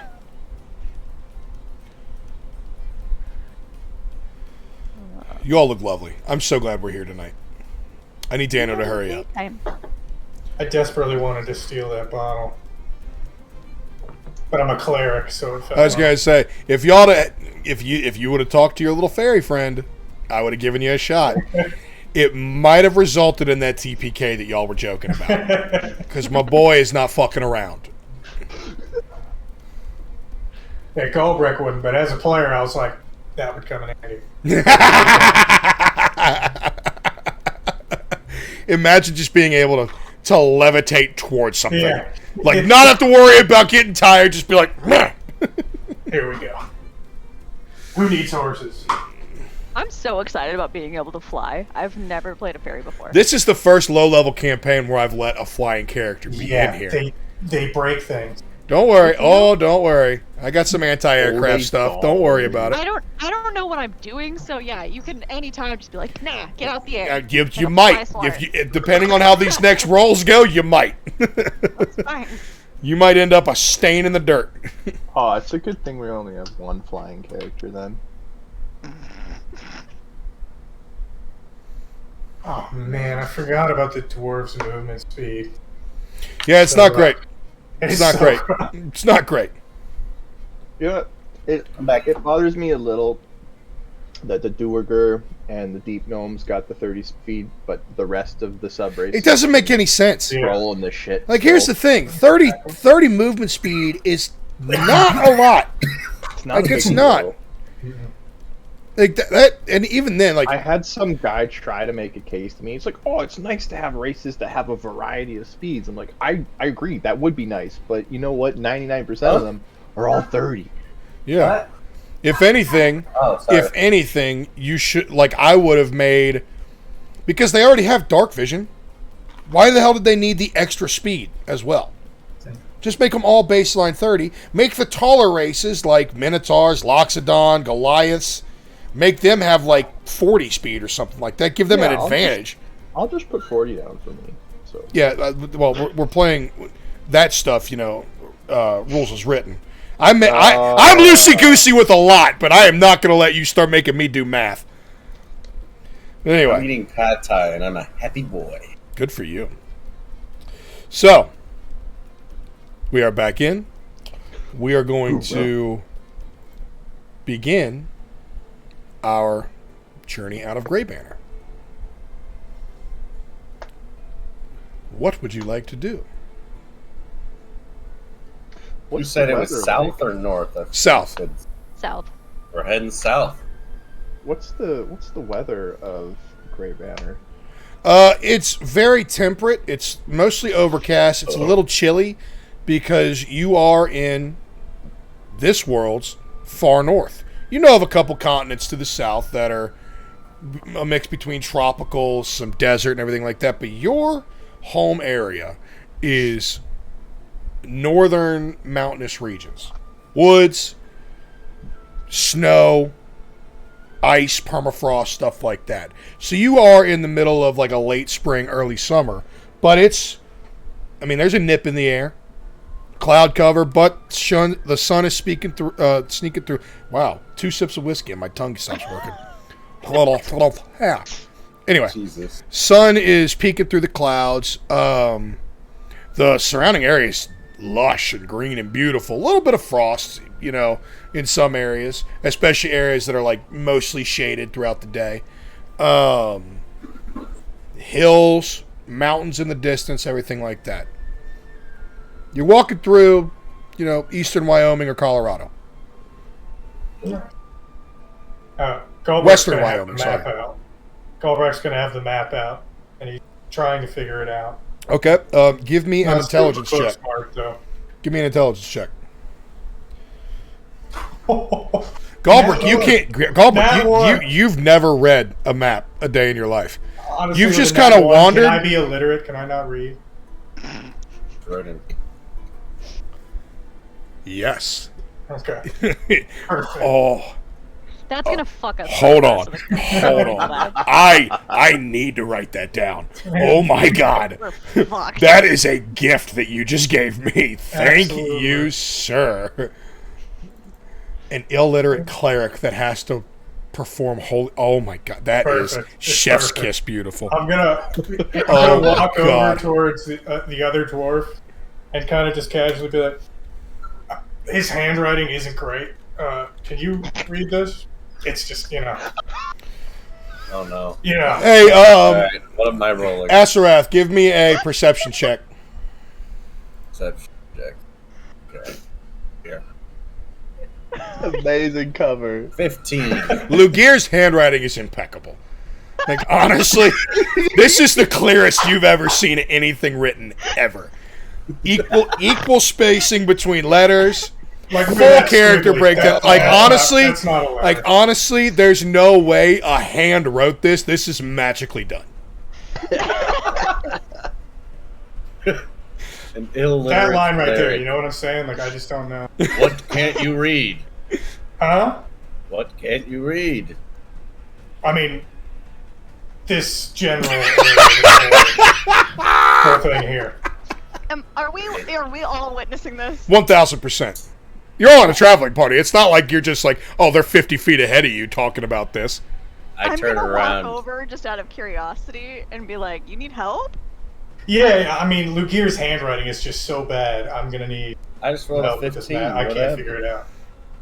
Can't figure it out. That was literally just to gonna see read if Lugier's handwriting, or if you were illiterate as well. I was really hoping to open a Pandora's box here that nobody was ready for. I'm gonna read the map. Okay. I'm gonna take it from. I would like you Yeah, to that's give a me an intelligence check as well. I'll give you advantage because of your current abilities Ooh. and your seafaring ways. Ooh.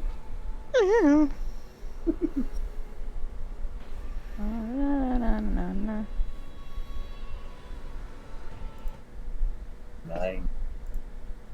So 9 plus 2, 11. Okay, so it's more than 10. That's all I wanted. Yeah. So it's clear as day. Takes you straight south. You know the area well enough to know where the beginning of the Blackwood is on this map, entry points, everything like that. It's very simple. All right, let's God, go, guys. advantage? You rolled a 9? Really? Yeah. Yeah. It's embarrassing. Girl. God, I rolled a bless. 9 and an 8. That's brutal. The one you gave me earlier, the advantage you gave me earlier, I rolled a 17 and a 20. Nice. So, you guys begin your travels. Carrot is leading the way, flying gracefully down the path. There's actually, now that you're like on the road, traveling there, you do see a worn path. It's not official. There's no paved stones or anything like that, but there is obviously travel in this area because the Blackwood, while being a little bit dangerous, is so massive that there's no way to go around it without crucifying your journey time. So there has been numerous traveling paths worn over time through the Blackwood. So you find the one that leads a day and a half south towards this sage's hut and begin to head on. Now, I would like everyone to give me a survival check, please. I got you there. 18. Oh, cool. 6. No. 10. 17. Okay, It's my third 6. beautiful. All right. We have 2 people over the DC. I will consider that a success for this first of 2 survival checks. Gosh. So you are making your way through, and travel is getting easier. You're hitting a rhythm. You're hitting your momentum. Galbrick, your effects wear off. Damn. Asarath, I need another Constitution saving throw, DC 17, please. Pray to the Lords, guys. Gut rot. That's not it. That's a 3. That's unfortunate. Ooh, that's very unfortunate. I now need a Dexterity saving throw. Oh. From who? A 22. Okay, that that's 20. fine. That's fine. What are you wearing right now? What's your wearing- attire?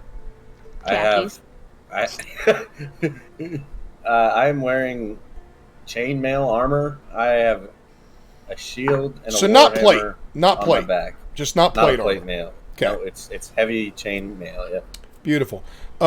You guys are approximately 4 hours in to this journey, and all of a sudden, Asarath bolts off the path a good 25 feet. And you hear the most violent retching you've heard in recent memory. Oh, I mean, it sounds like birth and death at the same time.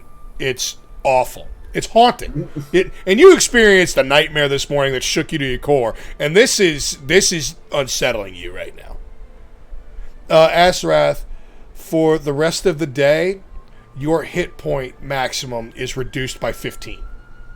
Ooh. 15! Oh my god, dude! Okay. My hit man. points reduced by 15. Actually, I forget you guys are level 5, so I'm going to nerf that, and we're going to make that by minus 5. No, No, that's because fine, I'm not that's trying fine, to get that's you one shot. No, We've I'm got not doing so much that. healing. It's fine. I mean, fine. All right, We so, might need that healing. yeah, no, all right, it's so how much am I going down? minus 5 to your hit point maximum, please. Okay. I didn't do that math Are you sure when you I don't wanna read do that 10? effect. You don't wanna do No, 10? minus 5, Okay. please. Trust All me. right, all right. Trust me. I got 7. The way that I built this, Twice. minus Hey, man, 5 you is said 20. 15, so I was looking for the median. Yeah, because I read it off of that, and then I remembered, oh, these are not level 15, these are level 5. Minus 15 can kill a level 5 wizard, so no thank you. Yeah. So anyway, yeah, your maximum hit point total is reduced by 5 for until you complete a long rest, essentially. Yeah, now I'm at 34. Yep. Yep, there you go. Ooh, 15 would have taken you down to like 24. Yep. I'm glad I fixed that. Okay, so outside of that, you know, you guys have a cleric in here. You have he's a paladin. After he exercises his own demons, he's fine. You guys are continuing on. Give me a second survival check, please. Everyone? Ooh. What 4. a 17 I just saw. I got a 14. I got a 17. 7. Aspen, Uh-oh. 10. you need to change whatever you're rolling because you haven't succeeded once yet. Who, me? I But mean, I you was too! earlier. You too, Ozzy! The two of you are worrying me, alright? I'm not supposed to kill any characters today. You're scaring me a little bit. Listen, this is normal for me, okay? Yeah. Alright. But thankfully, with 17, the second success has happened. Sus.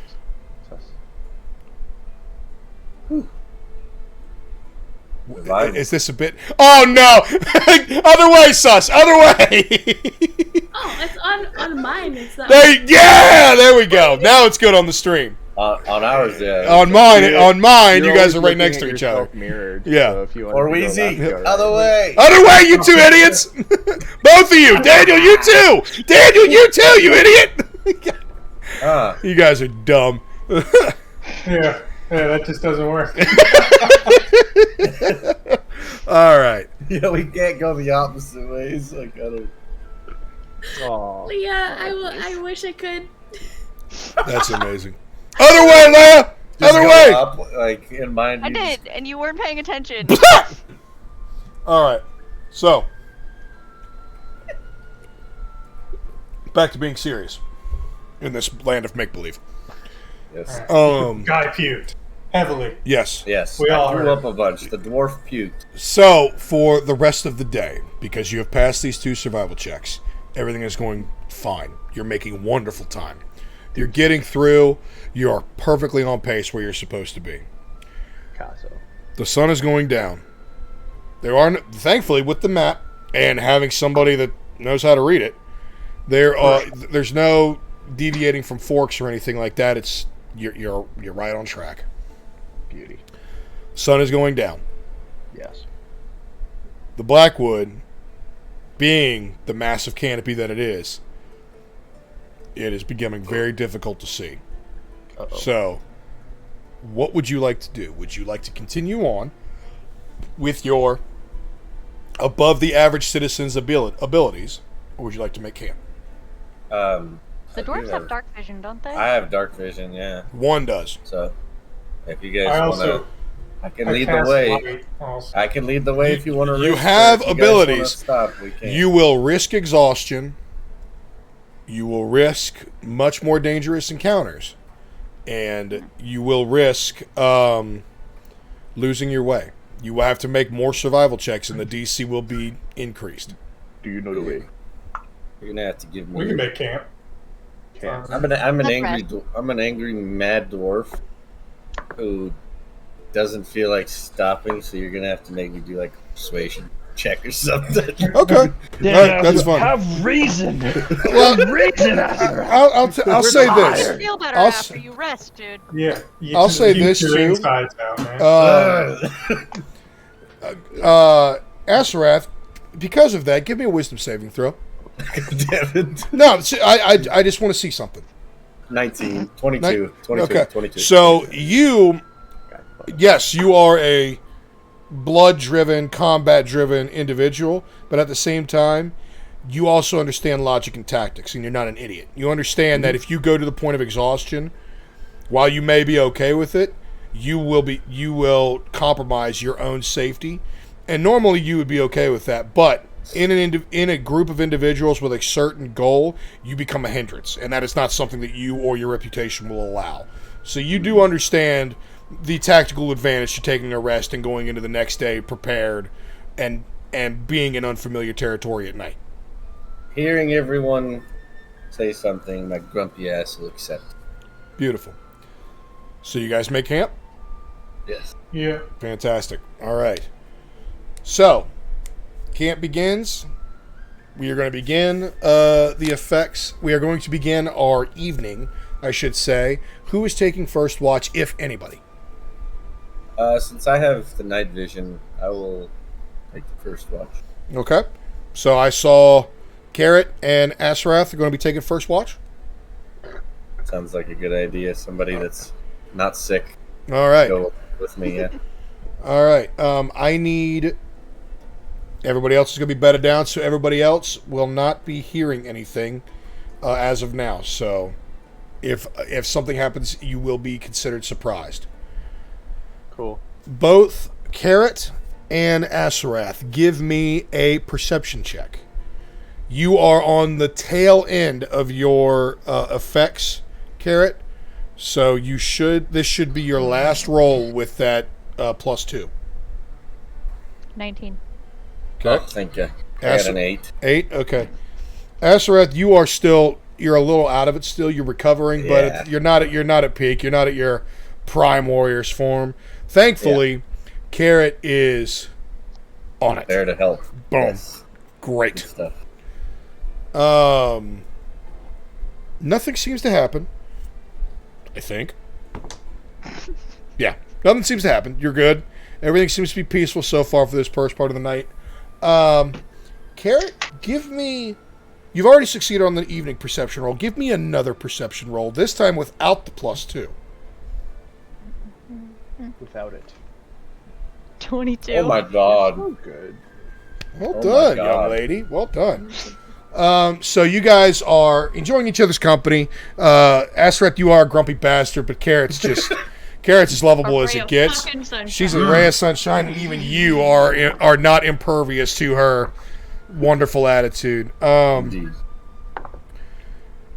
Carrot, you hear, movement through the woods, natural movement of animals, late night, nocturnal beasts of very varying different natures. If you were anywhere else, this wouldn't surprise you. But in the middle of the woods, in the middle of these woods specifically, with their reputation and their density, you think you're going crazy. Or a little bit something like, you think you might have pushed yourself a little too hard, because you can swear you hear fiddle music in the distance. It's faint.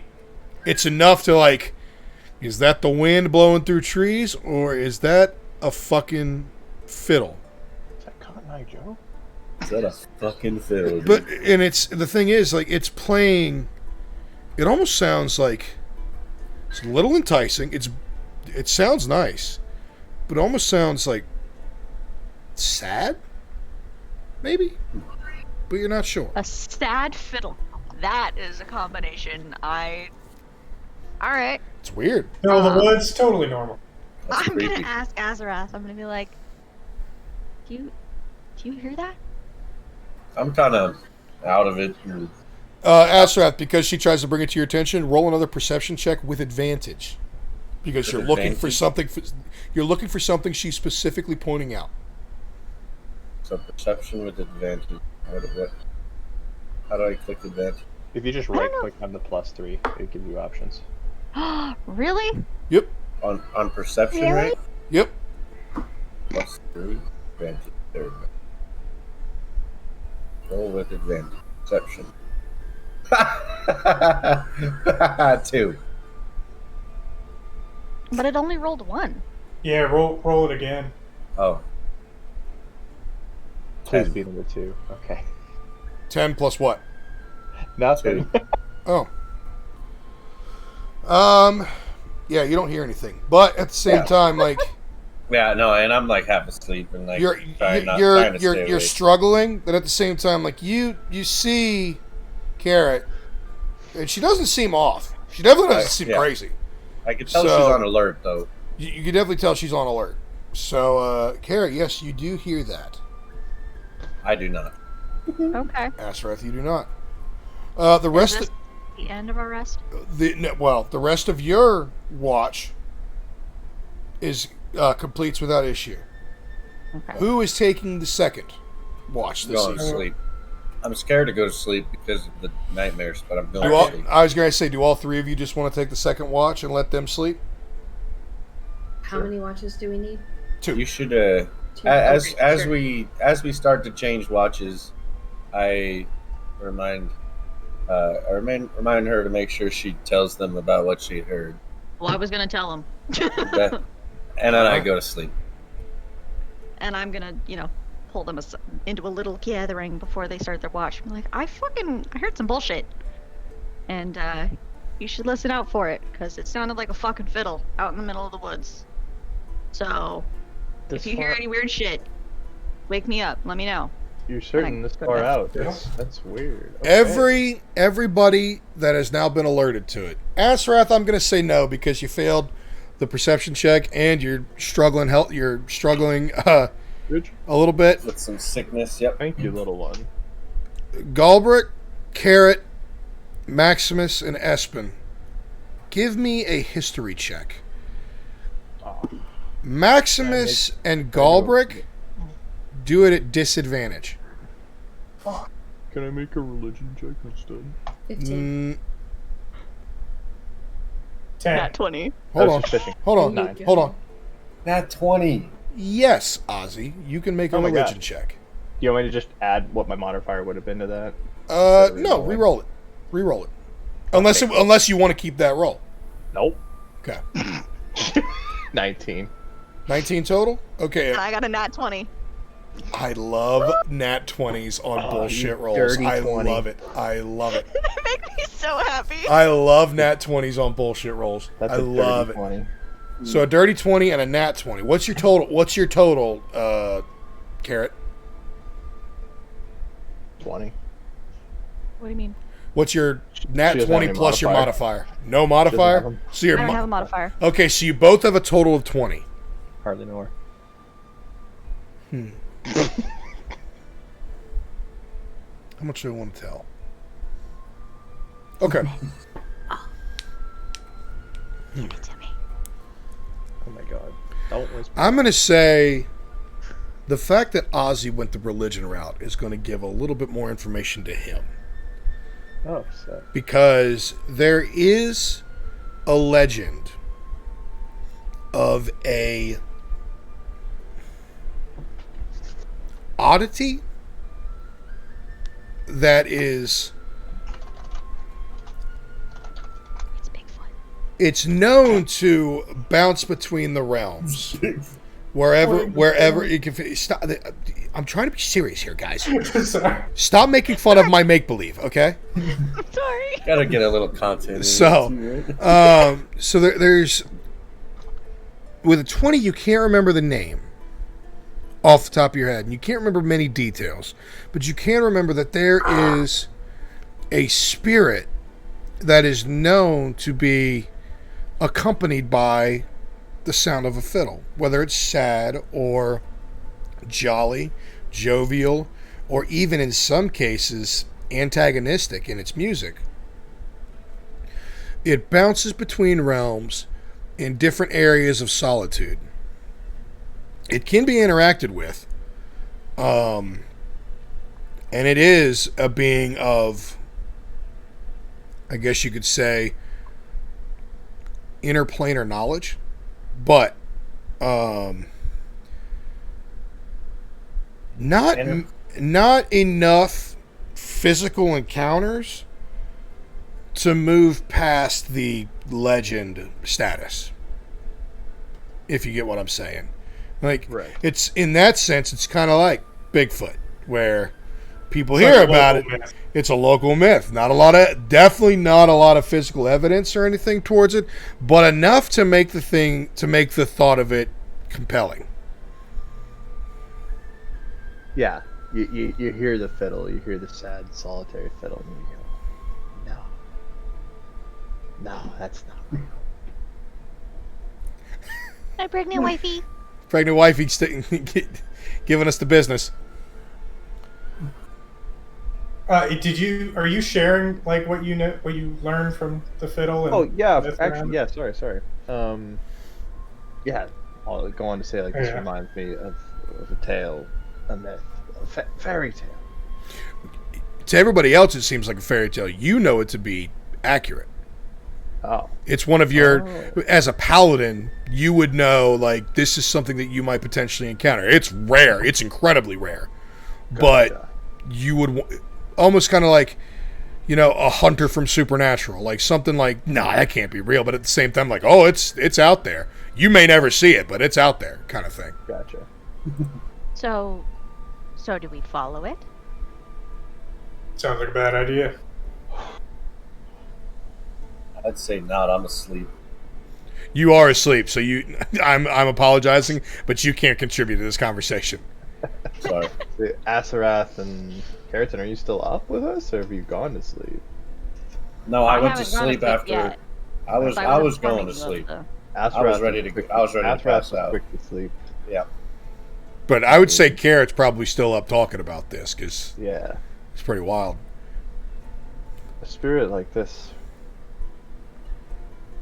I don't think we have any business of. Hey, Carrot. Interfering with it. Carrot, give me a wisdom saving throw, and as a Fae in this situation, you have disadvantage. Espen, as a kind of interplanar being, give me a wisdom saving throw at disadvantage. Okay, but I have advantage on wisdom saving. So straight roll. Straight. Okay. 8. We sit here and we pray it doesn't think the same to follow us. You both want to go check out that fucking fiddle. That's too cool to pass up.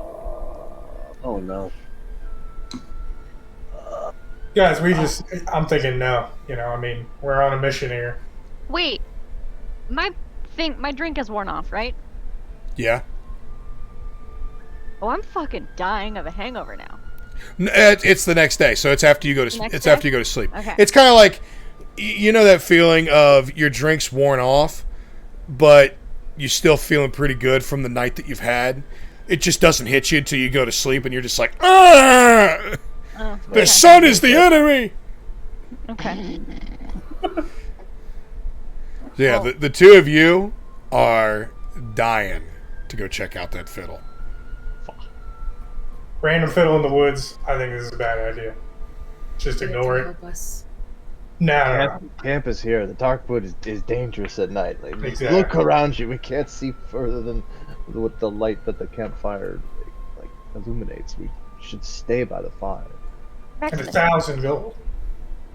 What do you know of this spirit? Is it a nice spirit? Maximus, you would know that it is the embodiment of neutrality. If you it never goes out of its way to cause trouble, but every documented interaction that is known involved some sort of trade. If trade was completed, the benefits were fantastic. But depending on what was traded, there could be some residual effects down the road. It takes what is taken and gives what is given. If we pursue this spirit, there's no way in knowing that it won't identify that as us coming after it. If it does, it will do the very same to us. We go up slow. Yeah, I'm thinking. No, why are we doing this? Because it has the information we need. But we don't know that. You're It's a gonna fiddle. know as much as I am. It's fiddle in the woods. You're supposed to be You got interested. nothing. I did a decision here, guys. Espen's gonna take off, like just start walking towards it. Oh fuck. Okay. The wisdom saving throw. Well, with the wisdom saving throw, like I said, you want to go check it out, but at the same time, it's not. There's no impulse. You're not. It's not changing your effect. It's just. It is firing on that curiosity more than anything. It's not an impulse. It's not an effect or anything like that. It's just the fey nature in you or the interplanar nature of you is like, I want to go fucking check that out really bad right now. Like really, really bad right now. It's like a bed. It's almost like an instinctual bedtime story effect. Like where you're like, oh, come on. Like, I've got to see if that's real. Okay, but I don't have a compulsion. No. Yeah, that's my bad for No, you're good. for not explaining that correctly. Yeah, I would think at this point they've talked me out of it. Okay. Spirit myth, rural town. It's just. I want to learn about it, but I'm not going to go tromping through the dark woods in the middle of the night. All right. Yeah. Mark. So we will say that everybody that's still up, give me a Constitution saving throw because you are coming out of a dead sleep for a watch. Oh, But I was already awake. No, you're going to sleep. You're already down. Okay. Please get some rest. I'm talking about the 3. We need you. Nice. We need you at the ready. 20, not nat. 18. You're fine. You're 9. fine. Even better. Outstanding. Espen, come on. Espen, you're gonna nod off at the you're asleep. That kind of like nodding off at work at 2:00, kind of tired. Where you're like, I've just eaten a meal. I'm exhausted already. Just nodding off at your position. As you're bouncing back and forth between consciousness, you hear that fiddle. You hear that fiddle clear as day. That fiddle is calling. It's enticing. It's not demanding, but it's definitely, it's so nice and it's so reassuring. It's so pleasant. It feels like home in some way, even though that's not something that you're used to. But as a Kalashtar, you bounce in and out of reality and etherealness almost naturally, especially in states of dreaming. The spirit world is just as much home as the physical world, the mortal plane. So it is like the sweetest lullaby you've ever listened to in your life. Maximus and Galbrick, both of you please give me a perception check. With advantage because you have been alerted to this. 14. 19. Okay. Maximus, you do hear the fiddle that has been pointed out to you by your lovely little fairy companion. And again, it sounds almost sad. It sounds lonesome, if you could. But it doesn't sound threatening at all. Unsettlingly, it sounds like it's in the direction you're going. where you as a fighting individual are like, that doesn't feel good. What I know isn't necessarily awful. It's definitely not awful. It's not necessarily bad even. But hackles are up. Get what I'm saying? Okay. The rest of the night goes through without issue. You all get the benefits of a long rest. Ozzy, I need a Constitution saving throw as the sun comes up, please. Long rest.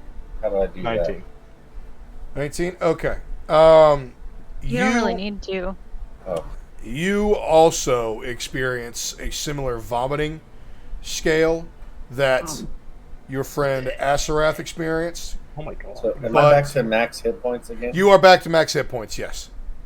That if you had failed those survival checks, that could have come into play big time, but you didn't, so everything was okay. Good job. So it's 2 people have puked now? 2 people have puked, but they were also the ones who got the bad drinks. Well, one got the bad drink and one overdrank.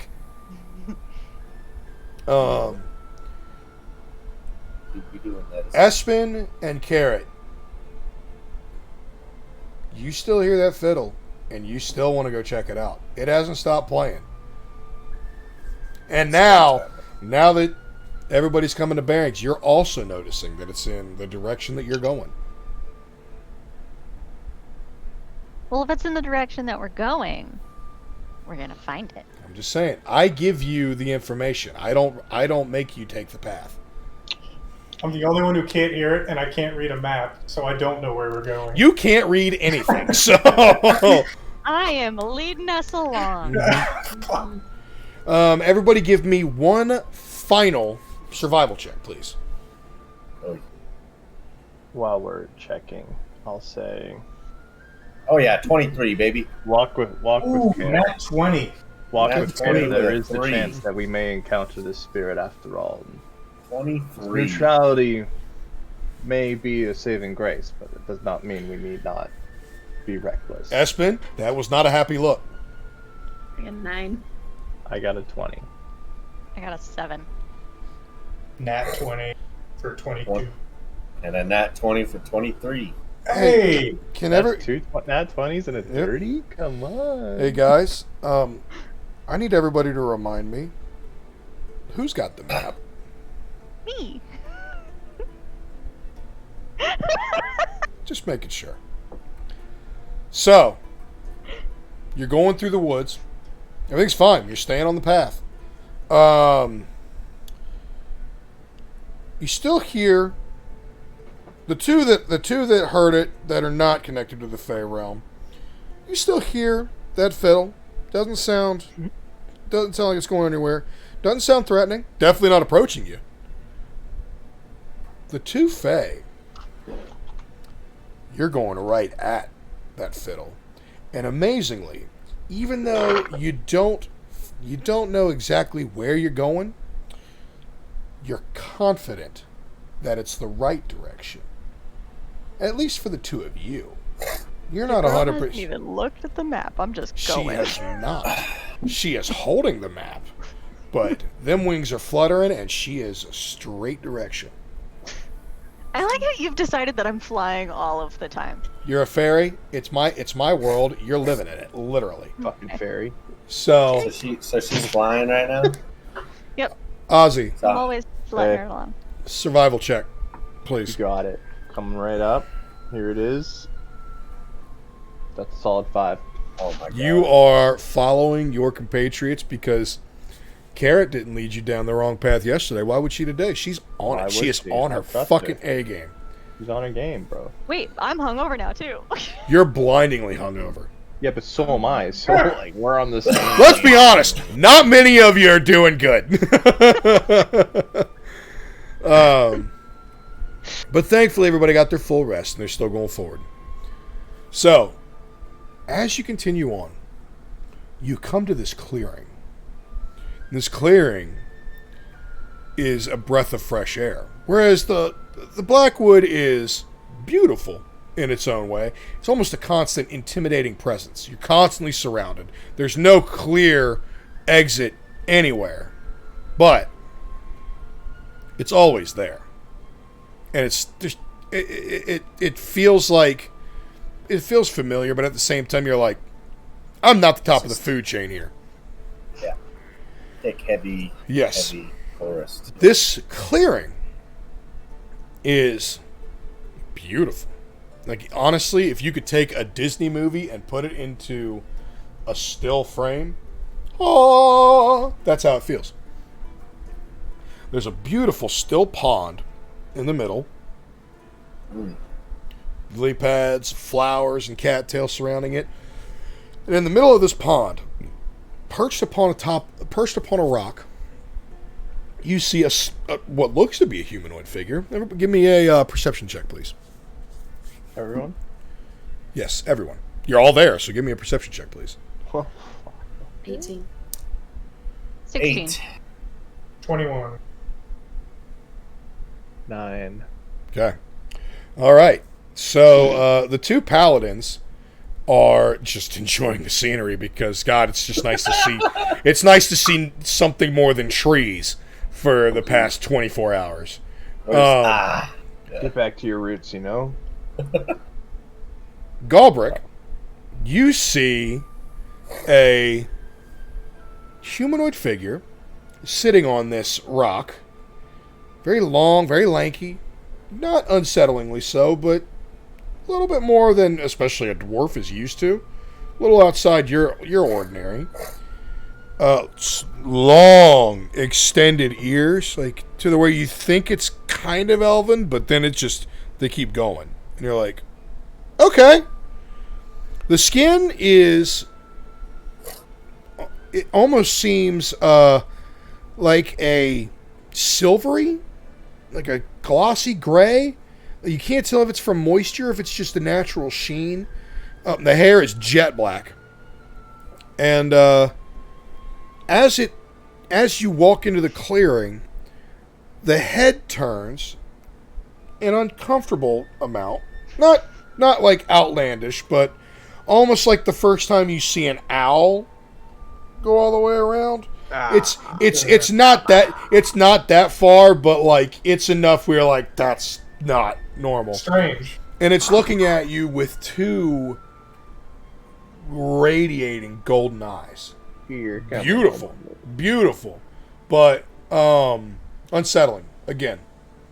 Yeah. My two little fey beings.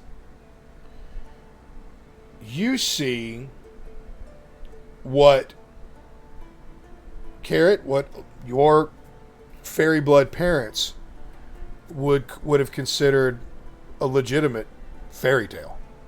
This is something that you were told there's no way it could have been real. You know, this is outlandish even for the Fey folk. Once in a generation kind of interaction. Both of, give me a history check, the two of you, Espen and Carrot. When I saw this, can I say that I slowly kind of pulled my shield and Absolutely. off my back? Absolutely. 8. 5. All right. It's been a minute since you've heard that fairy tale. So this being looks over and sure enough is playing a beautiful, melodious fiddle tune. No music, no real rhythm or anything like that, but at the same time it's soothing. You're enjoying it a lot. The two fays are. The other one, the pure mortals, not so much. You're like, this is odd. And you just hear it speak from the pond. Oh, hello! Welcome to my little glaive. I have not had visitors in an age. Welcome. My name, I am the Fosgrim. This is my home. Welcome. You are an honored guest. Please, come forward. Did you say Frostgrim? Frostgrim.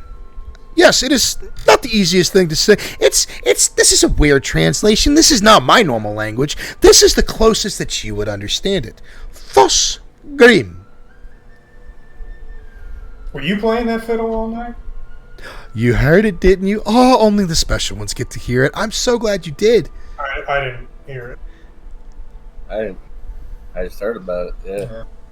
Oh, now that one I believe. You're Who has the map did, though.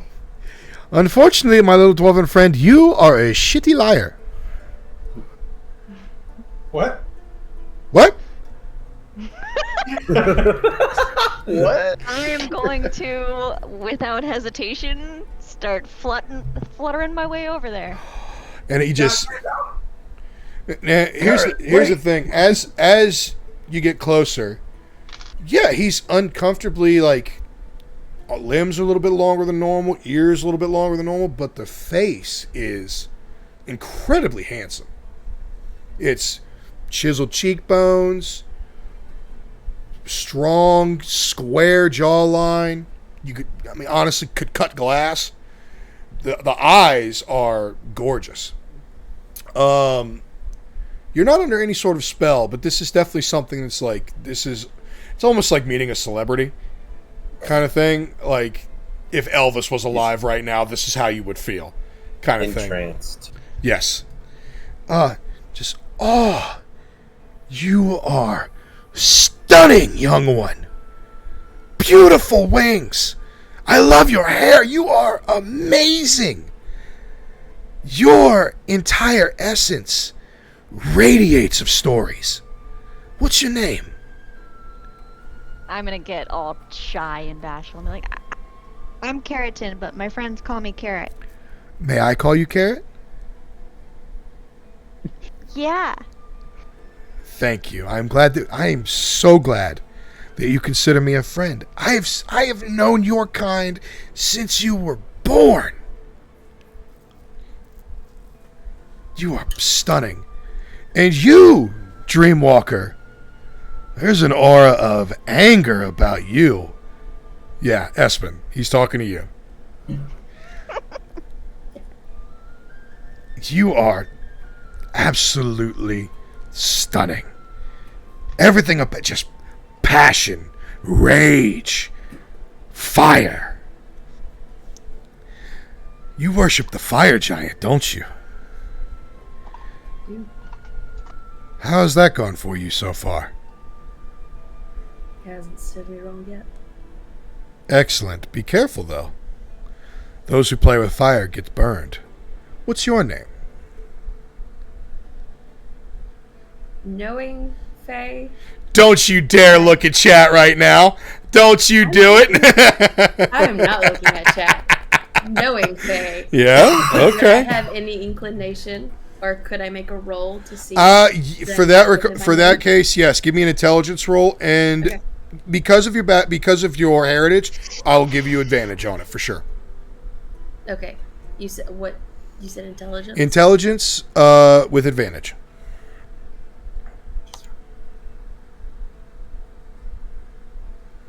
Made it 18. Then yes, you would know. Protect that first name. Okay.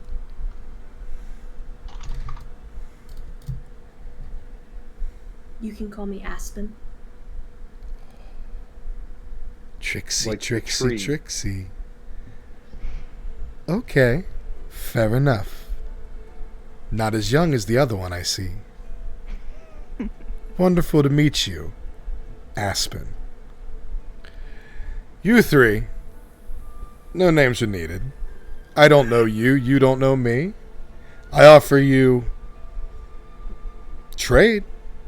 It seems you're on a journey of some sort. You're looking for something.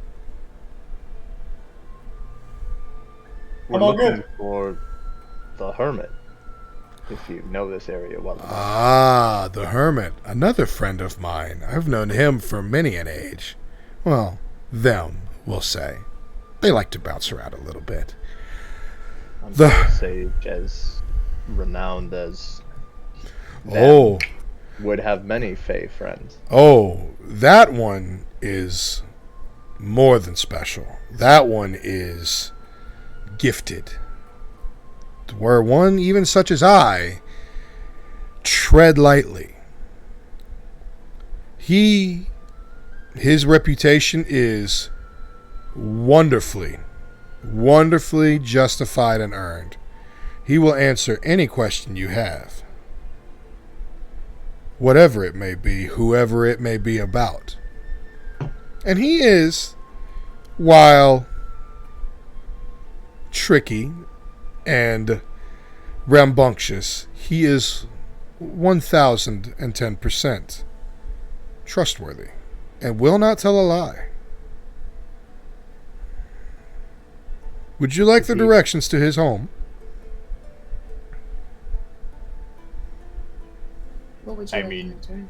Yeah. We have a map, guys. We do have a map. I don't need anything. I've already been given a wonderful gift. Is this hermit Fae like yourself? And my Oh, he's nothing nearly as simple as Fae or mortal, man, beast, whatever you may be. He's nothing so simple. He's above such labels, you could say. Okay. You nearby? Half a day's journey.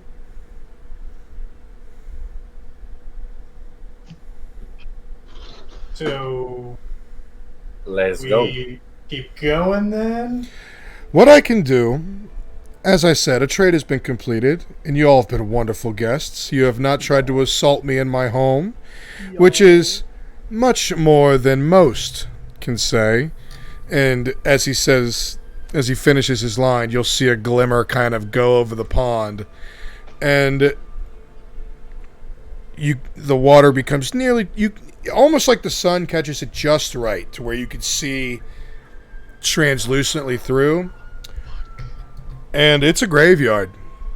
There's dozens of all sorts of shapes and sizes of bodies. You know, to be a paladin and a cleric in this position is difficult. Well, here's the thing that I'm surprised that neither of you have done so far is there is certain abilities that the two of you have. You're right. And it kind of all came floating back to me as you were doing that. And that's definitely going to be the triggering factor. I would love, if I can, to open up my divine sense. I was gonna say All three of you, yeah. Point. Yeah. Do I have divine sense? No, I think it's just a paladin. So how do I? So do as an divine action, sense? I can detect good and evil until the end of your next turn. Sense anything affected by that. That's yeah, it's a paladin ability. Yeah, I have it as well. Aseras should have it, yeah. But you only have detect good and evil as a spell, I think. Galbraith. Yeah, that's an easy resource to expend, and my moral radar is already pinging the hell off to that realization. So The first thing you realize is that it's decidedly not evil. The second thing you realize is it's decidedly not good. It is operating and living in a state of right down the middle between good and evil. It is also it's kind of like normally when you look at a being, there's a clear definition, almost like looking at the beam of a flashlight. Whereas this is like looking at a gas fire. It's all over the place. It's constantly shifting. It's growing and rising. You can't get a beat on it. It is the definition of chaos. At least based on your understanding of creatures of this nature. So neither good nor evil. Based on what you've heard and how he's treated you so far, I would say that you can make an inference that if it is not afraid to spill blood, it will also wait until it's deserved. As it said, it's a lonely spirit that enjoys good company. And you have been wonderful company so far. Right. Alright, and I said to myself, like, whatever you give this spirit's gonna give in return, so like, how it's not a question of how innocent these people were, it's a question of what they Would I know much about Faye? and how they interacted with this spirit. Honestly, give me a history check.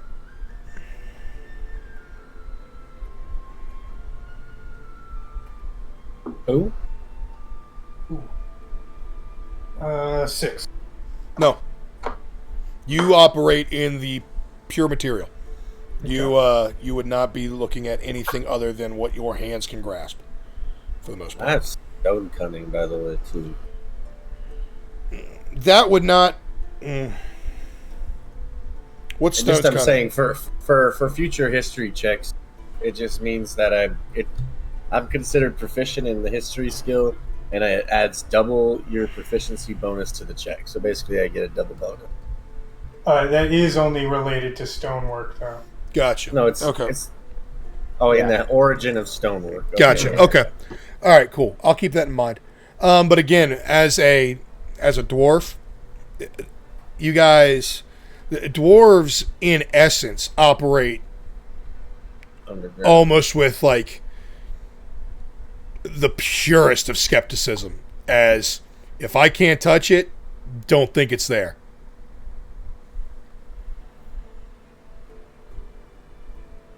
So yes, I mean, I can help. I would be glad to help. That trade has already been completed. Anything else, we can make a deal. I cannot operate for free, but I can operate in good faith. And what is it you're offering? I am offering a boon for future interactions, we shall say. Yeah, I'm good. Should we go? Yeah. I do love the healthy dose of fear of dwarves around what they don't understand. I respect it. It is an intelligent way to get through life. Rather boring, but safe. I don't like this, man. Let's Yeah. leave. Yeah, let's get out of here. Yeah. I'm going to kind of turn and start to walk. Looking over my shoulder back. Well, they always said I had a way with the ladies. I'm sorry.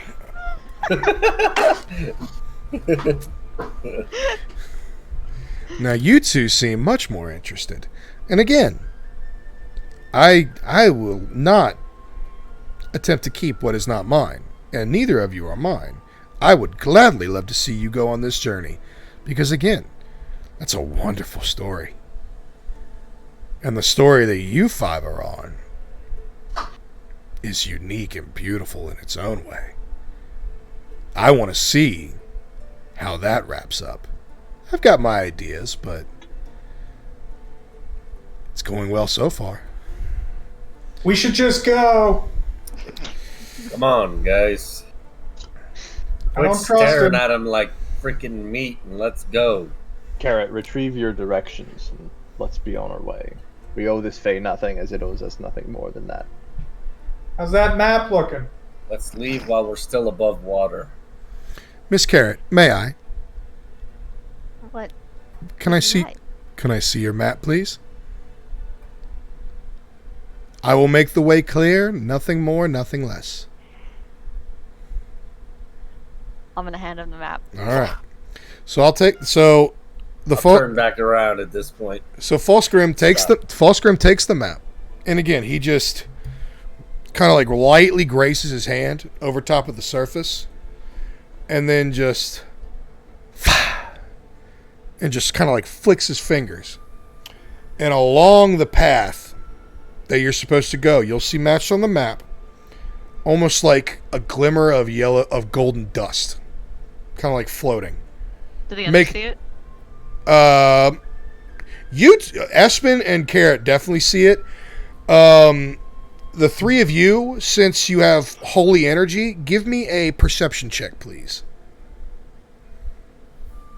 21. Oh, yeah, 6.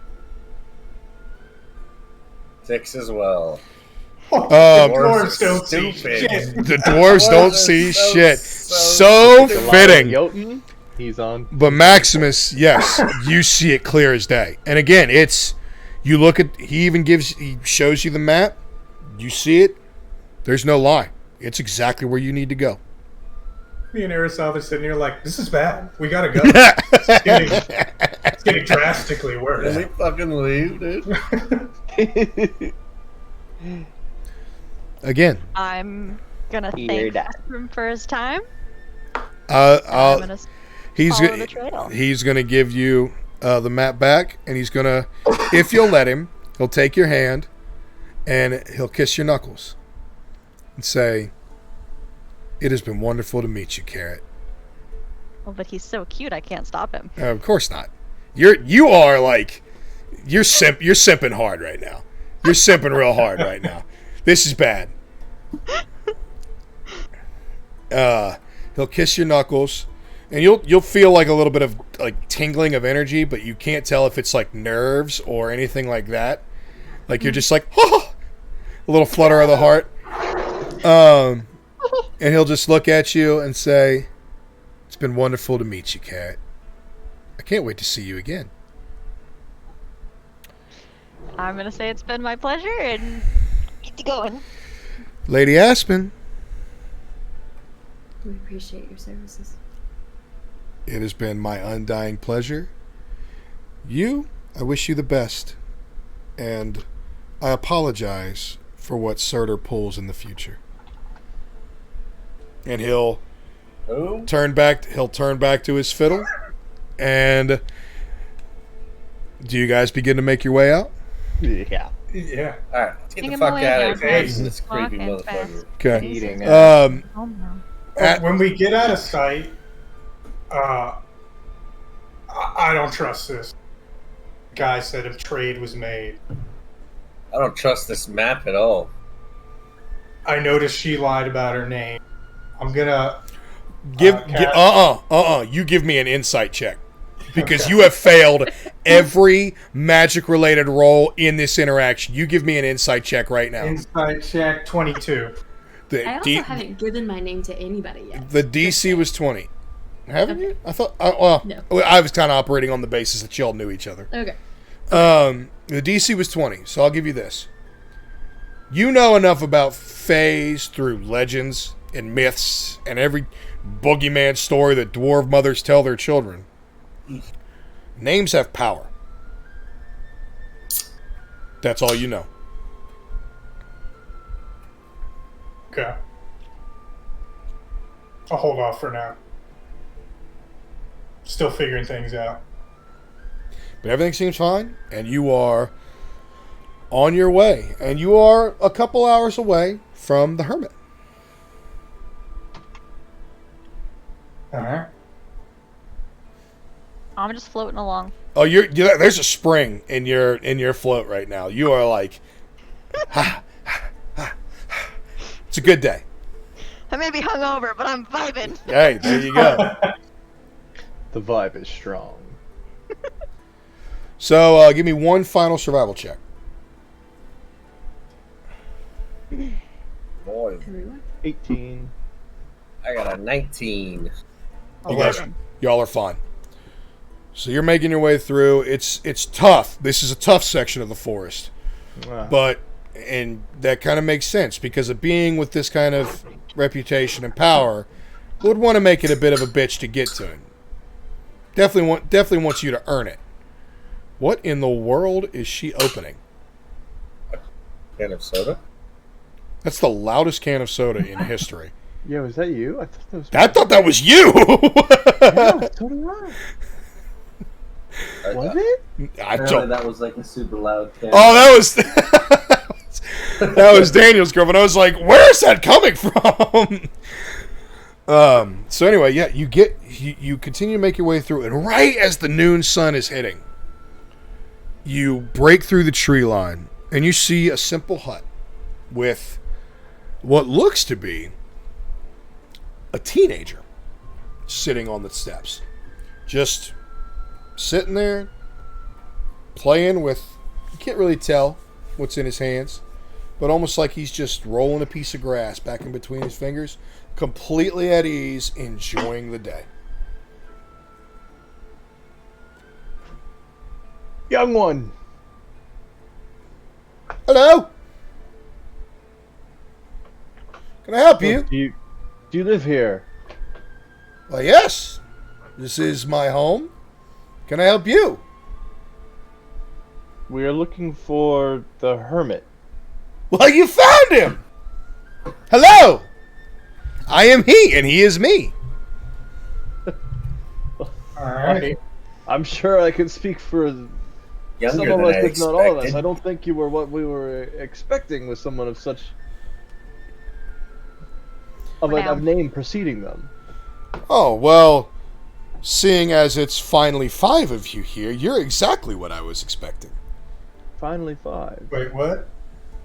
You think that You were expecting us. you're coming to find me and I don't know about it? I guess so naive were we. So naive you were, Jotun's son. This trip's getting weirder and weirder. It is, isn't it? You've had a hell of a day so far, have you not? Helheim itself has had less interest to me than the journey you 5 have been on. This is wonderful. What do you know of it?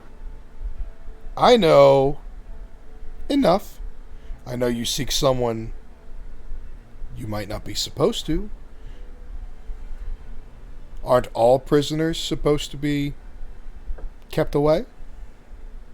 I don't know many details yet, but I'm sure I will. With Who's a knowledge prisoner? of the realms and knowledge of our dreams, you already seem to know what we're here for.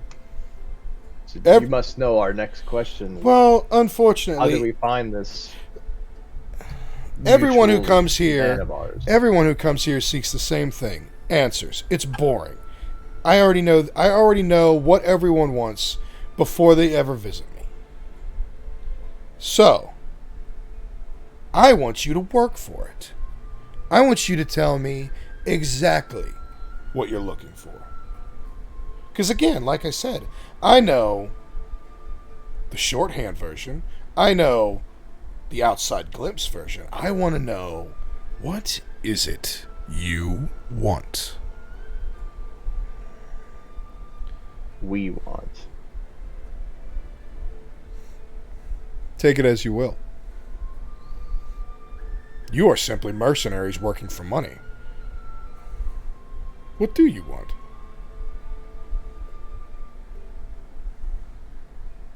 I mean, we're looking for Vargir. You know where he's at? Vargir.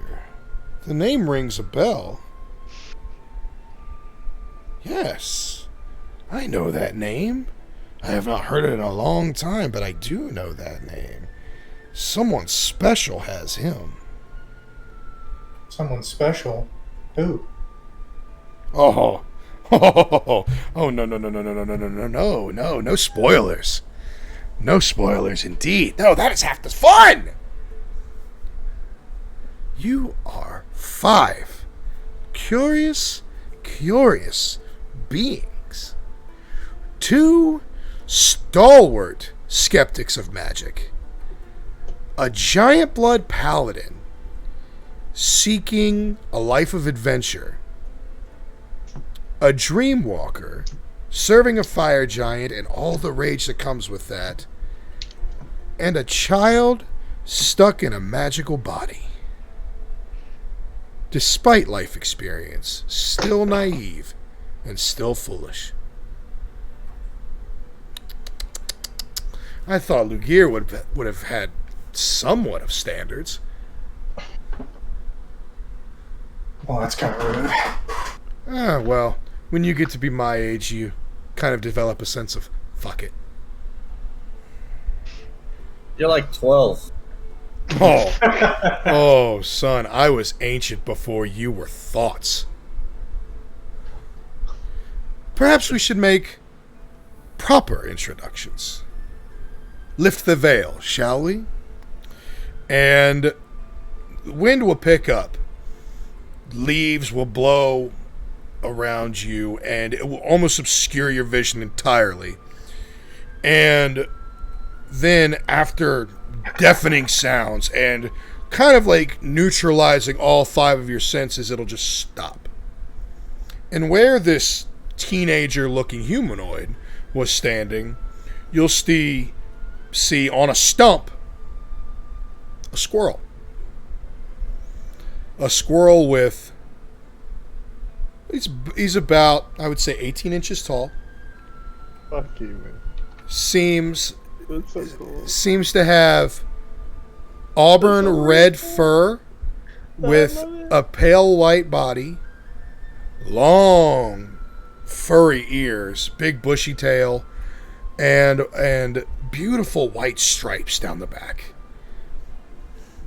My name is Ratatoskar. You fucking... I am he who speaks, he who What is listens. happening?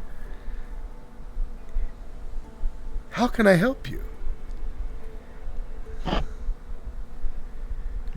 Ask. I cannot give what is not asked for. Can I make a religion check? 1000%. Absolutely. Come on, guys. Roll some dice. Work with me here. Yeah, no, I'll give you advantage. All the advantage. Nat 20. Nat 20? Beautiful. Well done. All right. Maximus stands in awe. No need to use his divine sense. Yes. Ratatoskar, for those who don't know, is the messenger of the realms. Every being of power that's ever existed or ever will exist deals with he who climbs the tree. God, you're so fucking cool, dude. He is... Picturing him saying that to a squirrel. I'm your biggest fan. You're the sickest squirrel I've ever met. Yeah. So, yeah. The Ratatoskar is a being without introduction. Especially to those who follow religion. Oh, what a nat 20 to be so... The best nat 20 you could have gotten. I'm glad you got it of all people. So I mean, based on the history of it, good or evil, really? Is it pretty neutral? More good. He is tricky. He does have He stirs the pot. he definitely stirs the pot. I mean, honestly, like when you do nothing but run the world tree, that's your existence, is bouncing between planes. You gotta have a little fun. Okay. But for the most part, it's a being of pure Not known intent. to be like outward evil. No, God no, God no. Gotcha. Pranks occasionally, but Okay. Do you want me to make a? Can I make a religion check to see if I know all that? sure. Or yeah, I'd like to do it as well. Yeah. You three, whose abilities are based in the faith, go for it. Yeah, it's as if a little bit of that... I only know one man God. as much a man of faith can believe in his faith and go by the tenets and the lore and the tales. To meet someone and something as a Ratatoskar in front of me is... It's a big deal. God-fearing. Yeah. So I'll say everything. Galbrick, you've heard the name. You don't know much, but it's like even when you fall asleep in class, you still get some of the information. It's kind of like that. Okay. The name's not unfamiliar, but what'd you get, Asrath? I got an 8. Same thing. You fell asleep that day in class, but you know who he is. Sounds good. To meddle with not just the goings on of Midgard, but the realms. Stop. Okay? Come on. Stop. All right? I deal with those dickheads up there, the shitheads down below, and every fucking asshole in between. You 5 are interesting. So I'm enjoying this conversation as much as you are. So don't grovel at me. I'm a fucking squirrel. I was about to say, is he still a squirrel? Yeah, 1000%. Like all about this. So no. You came here with purpose. Someone of influence who I respect and enjoy the company of sent you here for a reason. So why are you here? We're here to find Lugir's son. Thank you. Pure honesty. Thank you. And what is your intent with this son? To bring him home. To free Vargir and bring him home. It's beautiful. It's beautiful. That poor boy has suffered needlessly. So, yes, I will help you with this.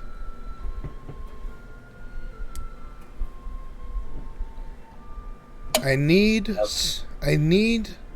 something in return, because this travel is not free. I paid my price ages ago, before your species were young. My price was paid. And unfortunately, only 4 of you have something to give.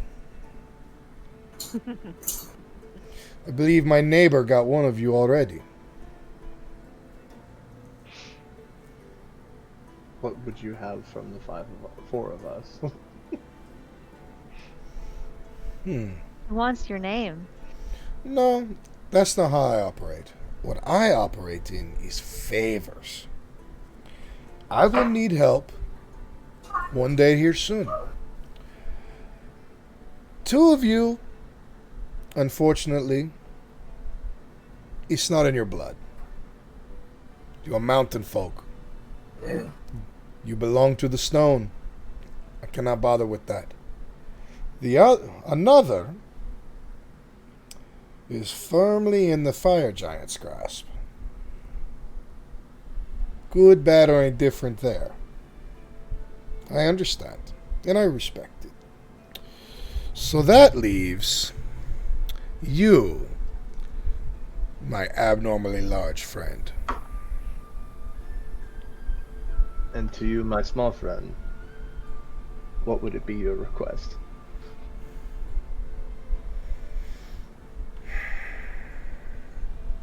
I will call upon you at a time of my choosing. And these 4 might or might not be able to help, but you will be there when I say. Is this agreeable? To owe favor to the Ratatoska of these 9 realms, I think we could call that a deal. I think that is something Out-fucking-standing! I can get behind. Out-fucking-standing. Now, progress indeed. Now you, big man, stand still. And he will scurry up your armor and climb upon the top of your head and just say, "Oh, I have not done this in an eon. Hold still, this may sting." And he'll slap the sides of your head, and you'll basically, like, on fast forward times, like 64 times, to go through that dream one more time.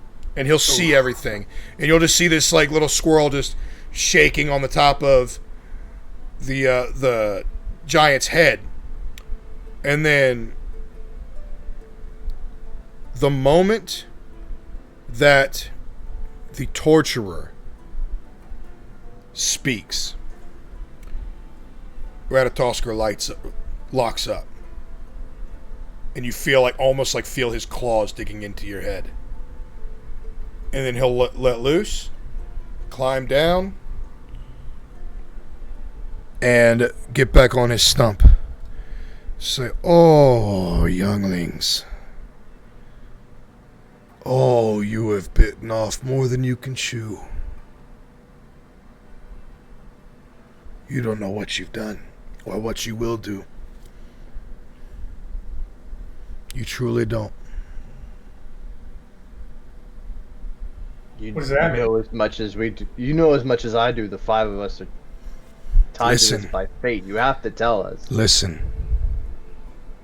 The hangman's coming. Who's the hangman? Do we? You can't stop it. Can I do a quick investigation? Can I roll religion on the hangman?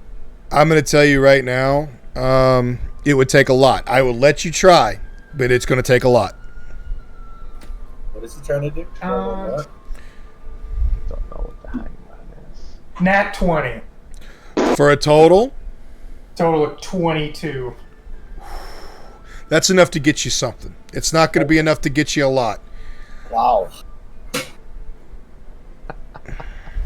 And 22 isn't enough to get you a lot. I mean, It was a long shot, anyway. somebody has pissed somebody powerful all the way off. The hangman in any context is never good. The one Ratatoska caused the hangman? That's a problem. Okay. There's not many beings in existence that it could be. Oh boy. So, coming back in, the hangman's coming. Be ready. Help will come, but you have started something you can't undo, and I pity what comes ahead. Now, enough of the somber, onto the adventure, shall we? What is next, my friend? Step into my home, and the door will open, and you'll see inside, but you can't really see anything. There's an entrance, but you can't really see inside the house too much. Is it dark? I'll be the first to duck my head and stroll right in. Well, There's like 100% trust coming from. Yep. Maximus, right? and we will take that into account the next time we play. All right. Nice. That is where we're leaving it up. That is We're all where screwed. that is where we shall end tonight's adventure. Now remember, conflict is coming, but this is not the end of your story, and it does not have to end your story. So keep that in mind. Be nervous, but don't be fatalistic. I'm pumped, bro. Nervous for you. Okay. All right. All right, kiddo. All right, target acquired. Oh, big pump. All right. So, to close this wonderful experience that we've shared together, thank you for being here. Thank you for sharing this with us. Thank you for listening to the story we've begun to tell. We shall see you next time. I'll let you know when we have a schedule figured out. Thank you for being here. Pour one out for me. It's been fun. See you next time.